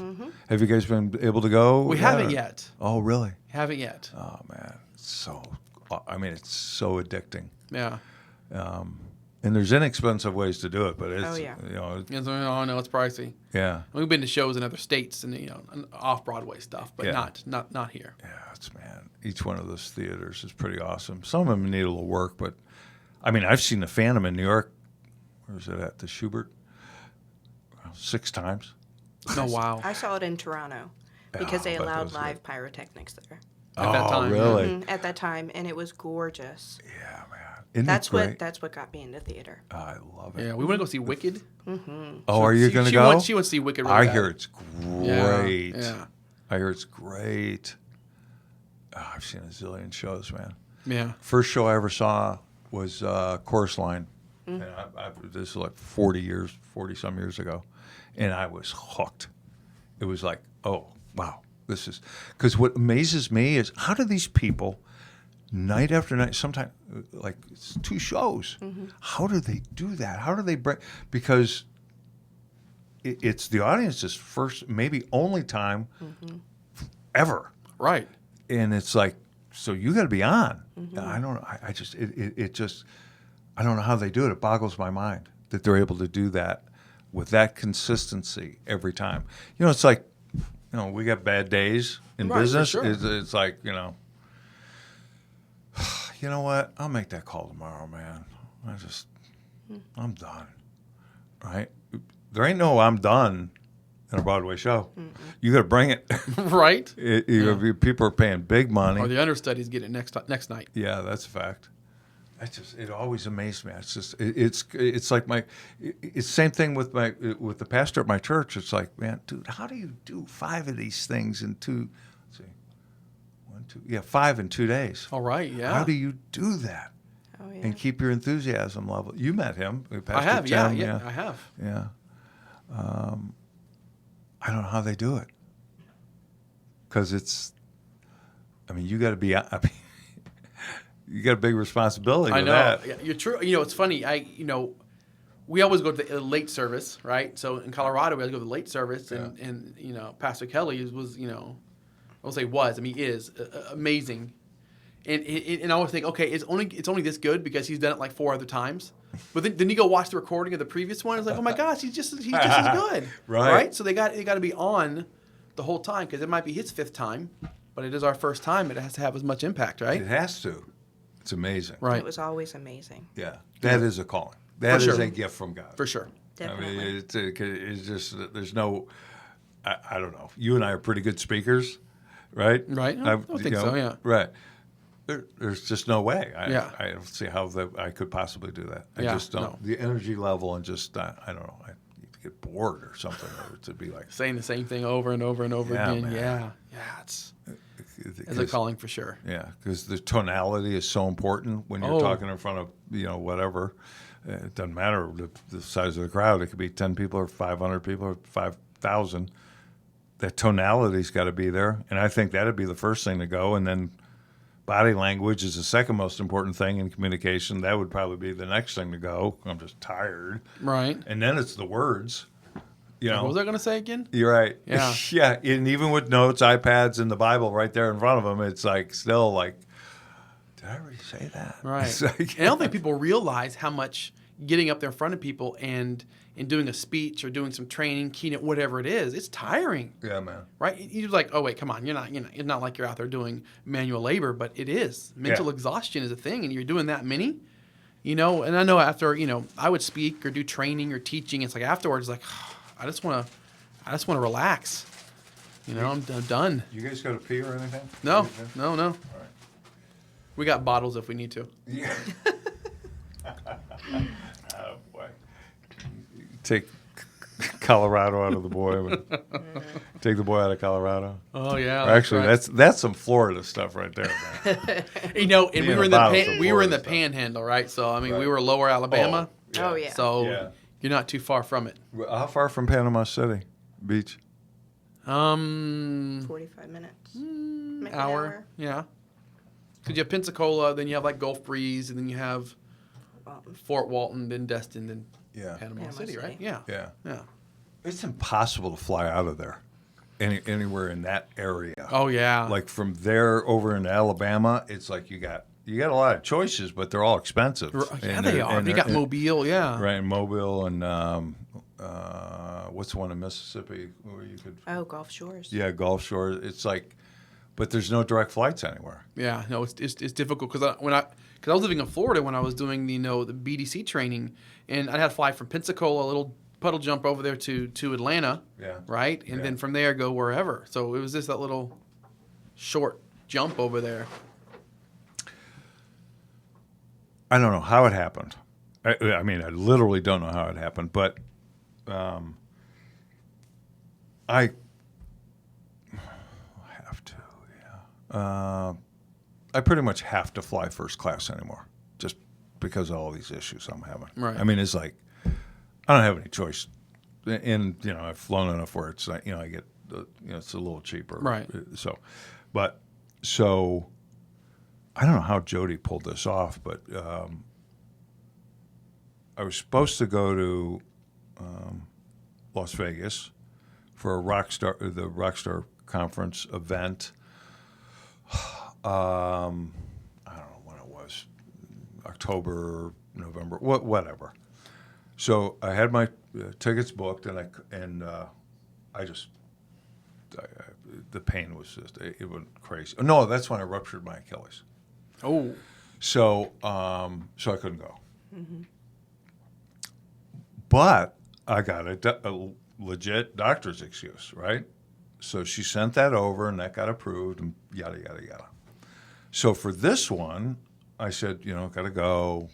Would you book my, find me the right flight? Okay. She gets back and says, she said, Craig, it's weird. It's like we're actually getting money back. I have no clue what she did. And she doesn't know how it happened. But the long story is we got even a better deal. So American Airlines. So walk in and, I'm being a smart ass and, do you know where you're going, sir? I said, yeah, Las Vegas. And she goes, haha, real funny. She said, I meant your seat. Yeah, I know what it is. It's just, here's the, I know the number, and you look up and you figure out where you're at. Okay. So I walk out, and the numbers were all weird. I walk back. I said, okay, so I was a jerk. I do need help, right? So then she got me by sending me in totally the wrong direction, right? Right. And she looks at me when I finally sat down. She looks at me and says, I got you. Right? It was kind of cute. Have you seen or been in a pod yet? No. No. You want to talk about getting spoiled and like Oh, I only bet. want to travel that way ever again? It was amazing. I sit down and going, oh, what happens here? Bzzz. And it's like the floor in front of you moves forward and back, and all of a sudden you're, bang, horizontal. I mean, you're nice. in a bed. That's nice. And I mean, all these buttons, like, it was like Star Trek stuff, man. It was Playing with the buttons while you're there. Boop, boop, boop, boop, boop. it was That would be you. awesome. Like, yeah. It was like, oh my God. I mean, and there were like 30 of them. Oh, wow. Yeah. 30, yeah. And it's like everybody was very happy. Oh, I bet. It's like maybe it's not the same correlation, but like when you go watch a movie and you go to a movie theater that actually has a reclining Yeah. seats, you don't want to go into the theater. Yeah, You want the exactly reclining right. seats. You'll pay the extra money, right? And all the time when we go to a movie, it was like, is the one with reclining seats? Like, yes. Yeah. Is the one with reclining seats? Because if not, she's out. Right. It's, well, You get yeah. a little spoiled. Oh, there's no question about it. I came back and it was not a pod, first class, and it was like, oh, this is. Why do you have It's to like, ride? oh, God, Craig, you are a snooty Thanks, son of Jody. a gun, man. But they're like, if you, and I don't know. I guess it's the size of the plane, and I got to find out what size of the plane. I didn't. So you can make sure you're on that side every time. Yeah.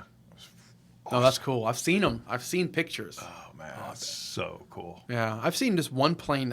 Maybe they're, it's, international, where it almost like you have your own little room. The door closes. and Yeah. you have your own little television, and Yeah. that's the next step up from pods, I guess. Yeah, I think it's a Japanese airline or something. Yes, I think. You know what? Now that you say that, I think that's where I saw it. Yeah, if you can, do it. Yeah. It is so cool, man. Yeah, it does. Oh man, take pictures. Yeah, right. So I tried to take some pictures, and nothing came out. It was like, what? Seriously? And I'm like, bang, bang, bang, bang, bang, bang. Oh, bang, so what bang. you're saying? It didn't happen then? Yeah, right. Okay. Yeah, actually, yeah. Just want to make sure. Barely can see my feet in the outstretched. That's like the only picture that almost came out. And it's like, I just wanted a picture of this stuff to send to Jody, say, nice job, Right.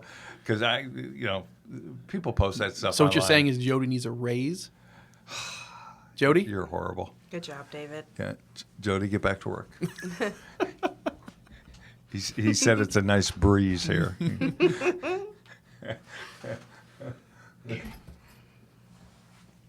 She does need a raise, probably, though, actually. Yeah, I agree. Yeah. Yeah.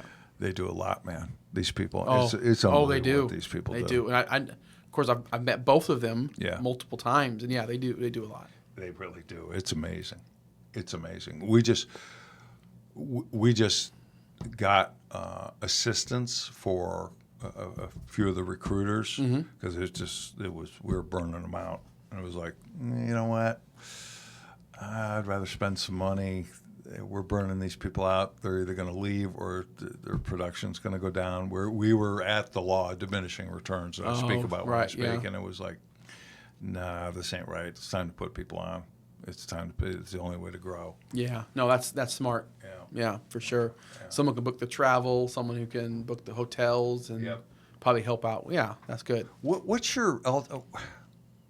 next for you? I mean, it's like, I don't know. I mean, is this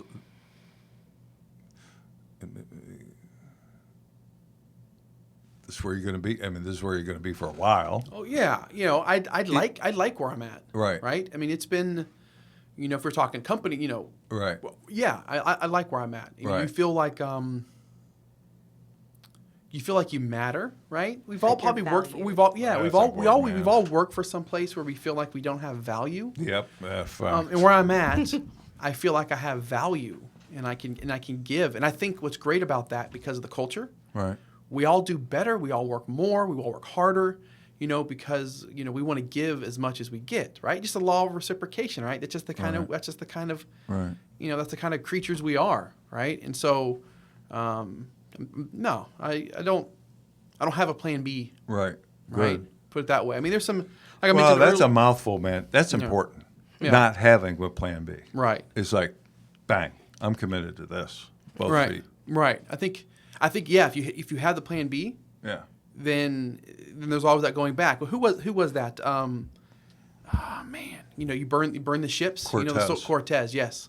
Where Cortez come, he told people, "Hey, burn the ships. All right, we're only going back with their ships, right? Yep. So you're committed." And Yeah. I think if you have that plan B, then you're not committed 100% because you're Right. always looking back and go, "Okay, well at least I have that." Right. Right. Right? You're right. I And agree. I think, and kind of get into it. It's funny. Kind of going back to, I told you I'm building this course for husbands, right? yeah. And We should go further with that. Yeah, Man. That's and, interesting. And it's something I've been meaning to write as a book for years and years and years and years and years. Now I decided to turn it into a course. And one of the things I talk about is stop texting your ex, stop unfriend them on Facebook because or if there's like a female that you're talking to, because talking to husbands here, Right. that you're talking to that you think, oh, she could be the one if I wasn't married, Yeah. right? Yeah, it's And dangerous. yeah. So I'm saying just burn those bridges. Yeah. If it's someone at work, then get a new job, whatever it takes, because your wife is that important, right? Yep. And so those are the kind of things that I try to do. Am I perfect? Far from it. Yep. I mess up all the time. You said the word knuckleheads a lot, and so I call them knuckleheads, right? As I'm talking to them in the course, hey, knuckleheads, but it's just because we're completely different. Completely Right. different, right? Right. Men are very vocation oriented, and women are very relationship oriented. They know how to have a relationship, True. right? We don't. Right. It'd be nice if there was a course that we could have before we got married that would teach us. Yeah. This is how you. This is how you. This is Right. how you should be. I mean, women would love that. Yes. All right, because we're so totally different. Yes. One thing I think is important is when it comes to marriage is I don't have any expectations for Emma. Not that I can't trust her, because I trust her more than I trust anybody in the world ever. It's just that if I put expectations on her, like I expect dinner to be ready when I get home, okay. then I put undue stress on Right, her. right. So I give you an example. I remember coming home one day, and she's like, "Hey, we'll go out to eat." I didn't have time to cook dinner, and I worked 12 hours that day, and I was like, Last thing you I feel don't, like I don't doing. want to go, and so I was a little moody for it because of Right. that. She was a little bit moody, and Right. and even the next day, she made sure she had something cooked for me, and she sent me pictures of it and says, "Hey, this is your favorite food. I can't wait to eat it," because she wanted to make me happy, right? Did I appreciate it? I did.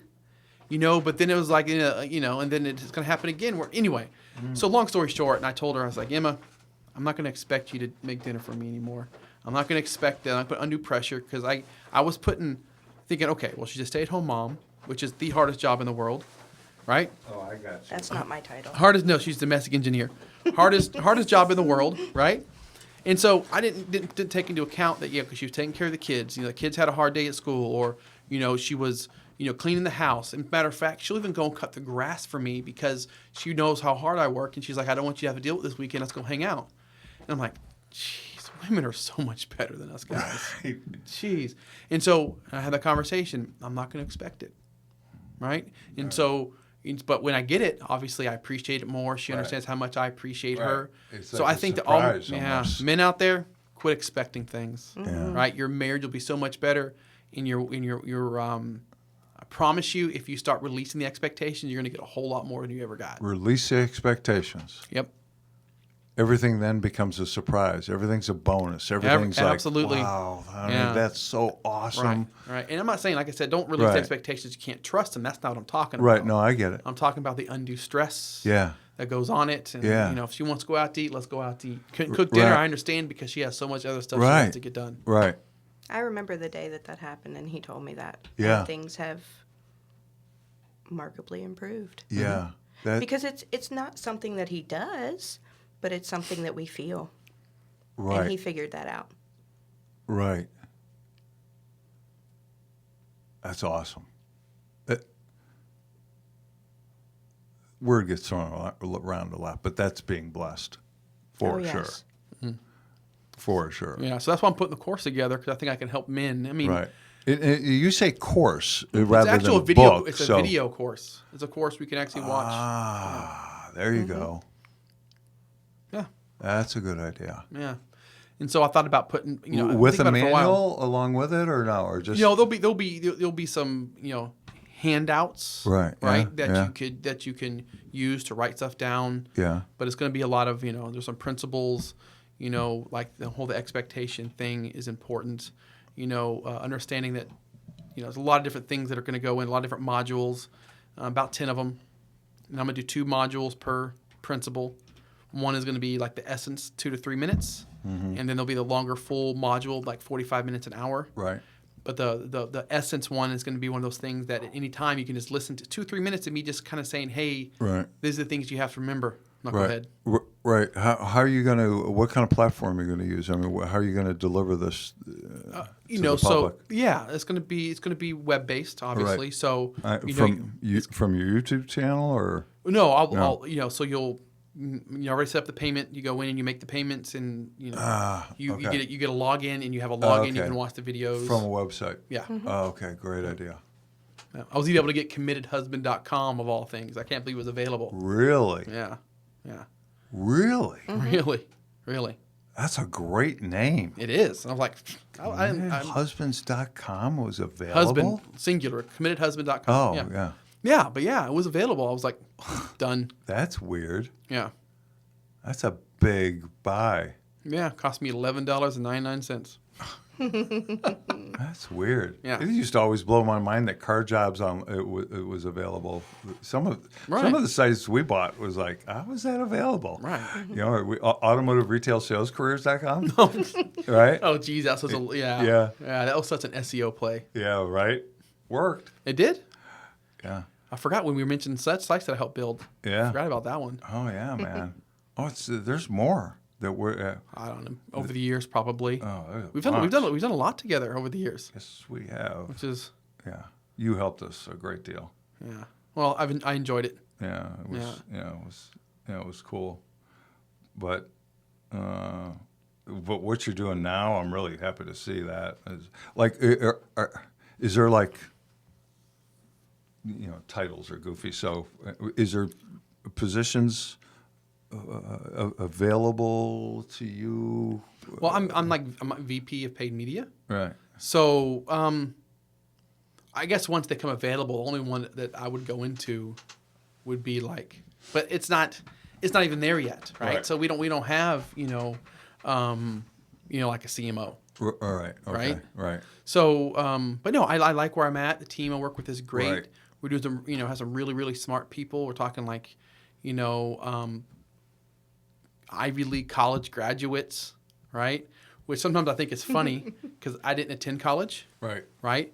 And so I joke and say, yeah, you got your Ivy League degree so that you can come learn from me. Right? Right. Jokingly, because they're very highly intelligent. But, I mean, have a really great team and surrounded by some really, really smart people. And it's just, I'm blessed for sure. Did you get the call again? No, just 3 hours. Jeez. right. Right. Well, it's like, okay, you could have said we've been here an hour, and I would have said, okay, it seems Yeah. like an hour, right? 3 hours. 3 hours. Yeah. That's. I mean, did we started at 2, right? We did. Yeah, Yeah. yeah, Yeah. That's so weird. And you weren't going to talk. She wasn't. We teased a little bit out of her. Little bits here and there. Yeah, Yeah. yeah. You know, I was trying to be good and say, no, don't come in because, Right. but Yeah. What would you have done? You would have sat out there for 3 hours? And watched you knuckleheads. Yeah. watch us knuckleheads. Yeah, for sure. Oh, yeah, I guess you could have done that. This is better, though. Yeah, for sure. Yeah, Right? It's nice. Yeah, no, this is fun. Yeah. I mean, it's just amazing. And I know it's like, my mind, I'm thinking of some things that we're going to talk about. Like, Right.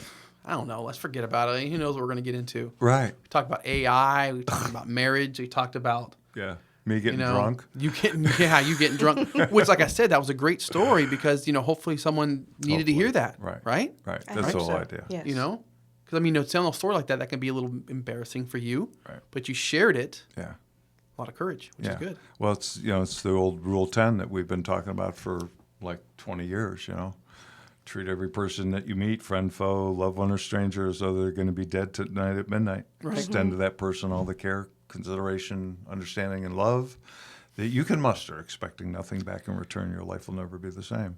I started reading those to my kids, and I stopped. And I keep saying I need to do that again and put it back up because it's very important. They're so important for children. I wish I had done that with my kids. Yeah. Regret, but yeah, that one especially. Yeah, no, that's a good one. Because you run into a teacher, right? And it's like, what's your problem? Teacher's a jerk and blah, blah, blah, and treated me badly, said this, said that. Okay, so what if,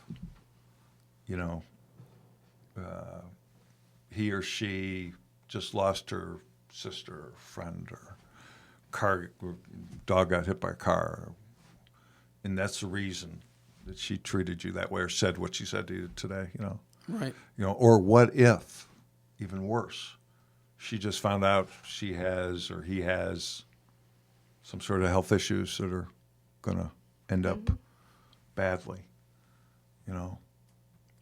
Doesn't your teacher now deserve that care? Wouldn't you treat that person differently? If you knew that person was going to be dead tonight at midnight, Brandon, wouldn't you treat that person different? Yeah. More consideration, love? Absolutely. I always tell my kids, like when they get in fights, where like Landon will say something to Katie and Katie says something back. Or Landon, rather. Oh, yeah, that's okay. And I'll say something to Katie. I was like, look, why you didn't have to reply? You didn't have to reply back to him Right. that way because now Right. now you're going to get a lecture from Dad from both of you, right? Because if someone treats you bad, doesn't mean you have to reciprocate that, Right. Right. So it's all about and I talked about it earlier about knowing when you're getting to that moment before you lose your cool and you know how to pull yourself back from it. That's hard, man. It is, and it's harder to teach kids that. But I'm hopefully that one day it'll click for them. They'll go, that's what he was saying. Yeah. All those lectures that Dad gives. I try to give them advice, but they want to hear it. No, Yeah. No, probably not. no, they don't. Yeah. Our parents get smarter. The older they get. Yeah. What you're about to say? Say what you're about to say. I know. Right. Yeah. Parents get smarter as you get older. Yep. It's like, wow. Right. Okay. Yeah. Very true. It is real true. That is true. And you guys are grandparents. That's we are. Yeah. However, when you're older grandparents, different grandparents than you are now, stuff gets really weird. It's like the way you look at things and the way you look at children and the way you look at life is just so different, man. Yeah. I'm around, Joe's got 3 little girls. Beautiful girls. Thank you. Yeah, Aren't I remember they? they had the Beautiful. big head of hair. They're ridiculously Yeah. They look gorgeous. like China dolls. They're beautiful. They really are. Thank you. It's just they are amazing, and they're amazing little human beings. They're funny and they're bright and they're goofy and silly and they're just awesome. and you see them, and it's like, and I can't say no to them. It's like, okay. Why? Right? Yeah. You say no to your Right. kids, not your grandkids. 'Cause Right. They go home afterwards. Right, literally, man. I mean, that's all so true, and it's like, Mm-hmm. yeah, it's and so, Joe, Dad, stop, really stop. Oh, no, I'm not gonna No, stop. Joe, I earned this. Yeah, right. It's so much fun, man. Yeah, it's agreed. so much fun. Agreed. The worst thing is they moved from. They just bought a beautiful home in Delaware, but they moved out of New Jersey. I mean, they were literally 8 minutes from my house. Oh, yeah. And now they're 2.5 hours. It's like, Yeah. so that sucks. But because 2.5 hours is like, might as well be 10. Right? It's like that's a day's drive there and back just driving. Right. Yeah. But, It's hard when I don't see our grandkids. Oh, it's gotta really be hard. Yeah. So I take How often trips. do you see them? It depends. Yeah. Maybe a couple times a Yeah, year. we're looking Yeah. at because we moved because like Carly, she was with us in Colorado. Yeah. So we moved to here or to Jersey, but they moved to North Carolina about the same exact time. So we're looking into getting her for an extended period of time this summer. Oh, good. Yeah, we talked to her on Facebook, Yeah. right, and played Yeah. little games on Facebook that she likes doing. That's cool. Yeah. That's cool. So we do that. Yeah. Yeah. It's tough, man. It is. Travel is it's difficult. It's like I say I want to move to South Carolina, and I do for a number of reasons. Weather, my dad, even though he's 91, so I mean I don't know how much time, but I'd like to spend a little more time with him. But and the only person left in New Jersey now is Kyle, my youngest. But it's like, oh man, we can we go and we have breakfast once a week or dinner once a week every week. It's just like our deal. We just go and it's Nice. awesome. Yeah, it's cool. Yeah, it's like I never thought he'd want to hang out with me. I'm not sure he wants to hang out with me. It must be the free food. But It might be. That'll do it. yeah, a little That will bit. do it. Yeah, but it's like, oh man, I don't want to leave him. Yeah. It's like, when I moved to South Carolina, and my dad's there, but my dad, he's not Yeah, going to be around that long, and I understand. It was tough for us.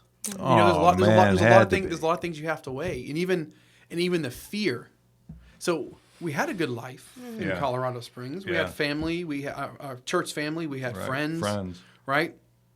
And it was tough, and even the process, right? Just the fear of going to a big city, the expense, everything, something new, and I think what's interesting is you have rational fear and you have irrational fear, right? Rational fear is going to be, I don't know, because I was thinking about this morning, I'm mowing the grass and a snake comes out of the, Right. and you get that fear of, hey, move away. That's Right. rational. Irrational is, right. too many times irrational fear prevents us from doing the things that we need to do. And I think the more times that we're able to go through that fear, the better life is going to be. Yeah.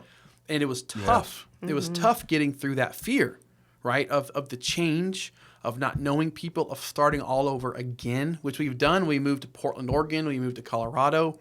But this one, because we had decided that Colorado was going to be our home, we weren't going anywhere. Yeah. That fear of change was tough. Yeah, you But- were locked in there, seemingly. Right. But then making the decision while during the process was difficult, as a result, life is between us, our relationship's stronger. We both lost a lot of weight. Yeah. I think we're better off because we overcame that fear, right? And I think too many times that Yeah. irrational fear stops us from doing the things that we need to do in life, right? I agree 100%. I think you're spot on. Yeah. Yeah. And facing it, handling it. Right. Overcoming it Yeah. makes you a better person. I think Yeah. the longer we're in our little safe spot, Yeah. right? Yeah. It might be a point where we go, okay, I'm safe. Yeah. I'm sitting here. Yeah. There's going to become a point where you have to convince yourself that you didn't want everything else that was out here. You have to convince yourself. You have to Yeah. lie to yourself. Yeah. So you got to push through that fear to get to the point that you want to get to in life. Here it is again. Well, yeah, from Craig Lockard. Have you ever answered it? The first time. So then I looked it up, and it's a thing. and they say don't answer, don't say yes. You know, like sometimes they answer. Oh, because they're recording your voice and Right. they can use it. Yeah. Yeah. So you've given them permission to do something. I totally forgot to do something with you. You just said the word lie, and that prompted me. Here's something you have to do. Something I have to do? Yeah. It's part of the show. Oh. Uh-oh. Hold on there. Oh, my goodness. This looks like 200 emails. Probably. Oh, boy. All right, come on. Where is this? All right, it was before that. Joe and David. David Johnson. Here we go. All right, so this part of the show is called Fabulous Fibs. Uh-oh. Okay. All right, so I'm up. I'm for it. here's the deal. So I'm gonna. There's 3 statements. One of which is true. Okay. So 3 statements. One of them is true. The other 2 would then be false, or otherwise known as fibs. That's why this bit is called Fabulous Fibs. So I'm going to read. I'll read through them twice, but so we'll get started here. So, first statement or question, I guess it's a statement. The NFL was founded in Canton, Ohio, on September 17th, 1920, at an Oldsmobile dealership. Number 2, Procter & Gamble spent $8.6 billion on advertising last year. Number 3, and I'll read these again. Mobile traffic accounted for 67% of total traffic in car dealerships in 2018. So let me go over them again. Number 1, the NFL was founded in Canton, Ohio on September 17th, 1920 at an Oldsmobile dealership. Number 2, Procter & Gamble spent $8.6 billion on advertising last year. Number 3, mobile traffic accounted for 67%. 67%. Boy, you're sharp. 67% of total traffic in car dealerships in 2018. Which of those statements is true? 3. You're the second person that has gotten their Fabulous Fibs right. Nice. Congratulations. Nice. All right. And just for that, where'd the gifts go? I take cash. You get. I think you get 3. Yeah, you get 3. You get 3 cars, Nice. right? And an AutoMax hat.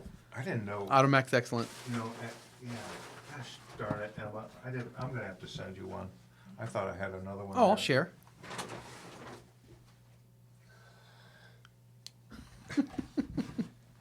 All right, so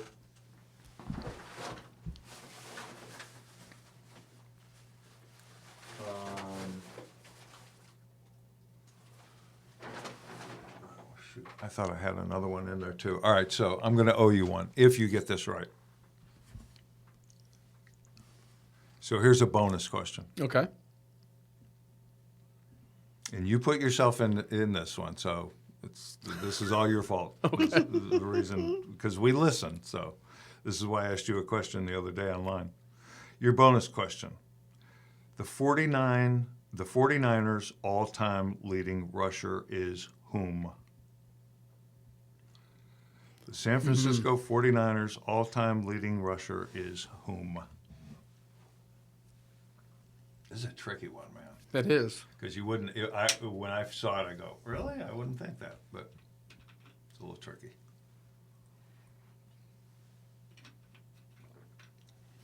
Okay, you say 49. Steve Young. No. I just only said that Because, yeah. because you said it'd be tricky. Right. Yeah. No, the answer is a little more gory than that. Oh, Frank Gore. Frank Gore. Yeah. Okay. 11,073 yards. He's still playing. That blows my mind. Yeah, I've been a 49er fan for my whole life. Yeah, why is that? And so it's been How did that embarrassing. happen? It's been embarrassing. It's been embarrassing that I've been a 49er fan for as long as I have been. But they got a good draft choice. I think I feel really good about this year. Yeah. So we'll see. Obviously, with the quarterback, Garoppolo coming back it's all gonna be because all he was about hurt him. last year.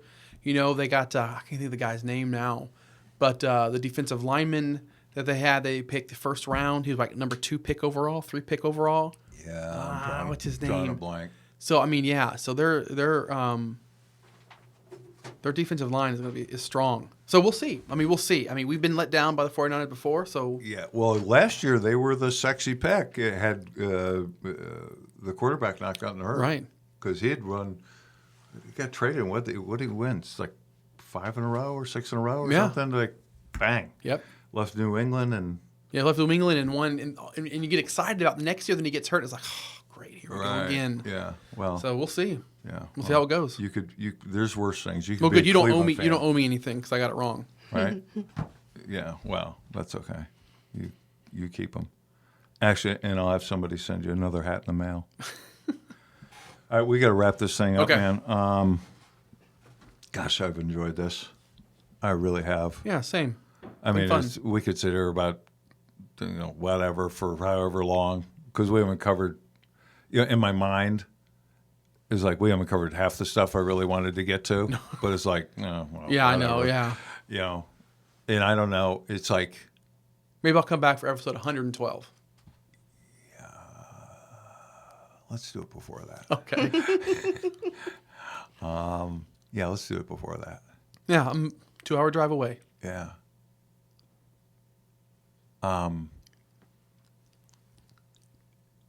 This is really kind of a selfish enterprise, these podcasts. Mm-hmm. It's, obviously, I hope the audience likes the guest, and I hope that the guest is interesting, Mm-hmm. and I hope that the guest doesn't freeze when they come into an environment like this. But I think, it's like we try to make it as comfortable as possible Yeah. and engaging, what have you. But really, this thing's totally for me.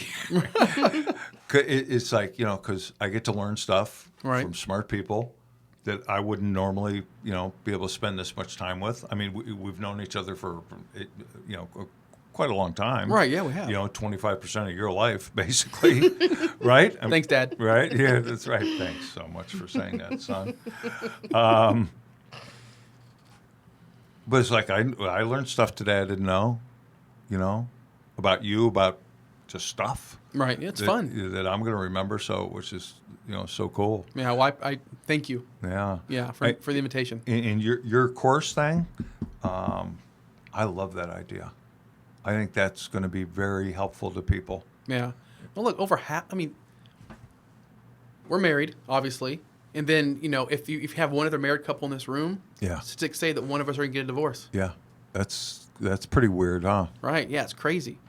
Although it's interesting now. People are getting married like the millennials. Yeah. Instead of being 50%, it's 26% get a divorce. Right. And Because they're they start waiting later. longer. Yeah. They start later and they. Yeah. I think they're more mature. Yeah, well, there's no question about it. It's like, when I got married, I was a kid. I didn't know. Right. I didn't know. I didn't know anything. Right. And I get, well, Craig, your parents were divorced, so who are you going to learn by? Well, okay. You can only use that excuse so long. Right. That's I right. agree. No, My parents were right. too. Right. You know? So you got to take some personal responsibility at some point and make your own bed, clean your room. Right. Yeah. Oh, yeah. We were just having that conversation. It's like we look back like how I was raised. We were very very poor. We were homeless for a while there. Yeah. Well, I've been in the mission, right? So we were homeless, living in a homeless shelter. Yeah. All that. Right. Right. And statistics say that that's the way I'm going to live. Sure. Right. Yeah. And I say it's not up to. Yes, some of it's going to be nurture, some of it's going to be nature, of course. Some of it. But you can turn things around. You can Sure you can. decide. And I remember the actual day. It's funny, Emma and I just had this conversation. I remember the exact day that I decided that I was not going to go down the path I was going down. Right. I was making poor grades, and I got into a fight Right. at school, and I came out on top, but it doesn't matter.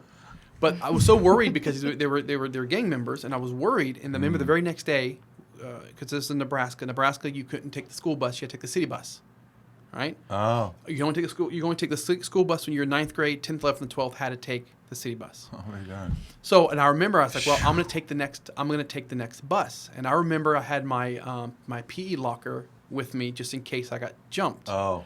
So I took the next bus, and then I decided, like, this is stupid. Right. This is stupid. Right. And that day I decided that I was no longer going to go down the path that I wanted to do. I was making bad grades, and then my junior and senior year, AB honor roll, did really well just because I decided that I was no longer going down the path that I went down. Right. And so, I just think that you can make the decision to go down a different path than which you went. And a perfect example is the way I grew up. My mom loved me. I got my hard worker, I think, from her. She's always a hard worker. She was great. Right. But she was a single mom most of the time. Yeah. With my stepfather earning out of prison. Maybe that's another podcast. Yeah. But Yeah.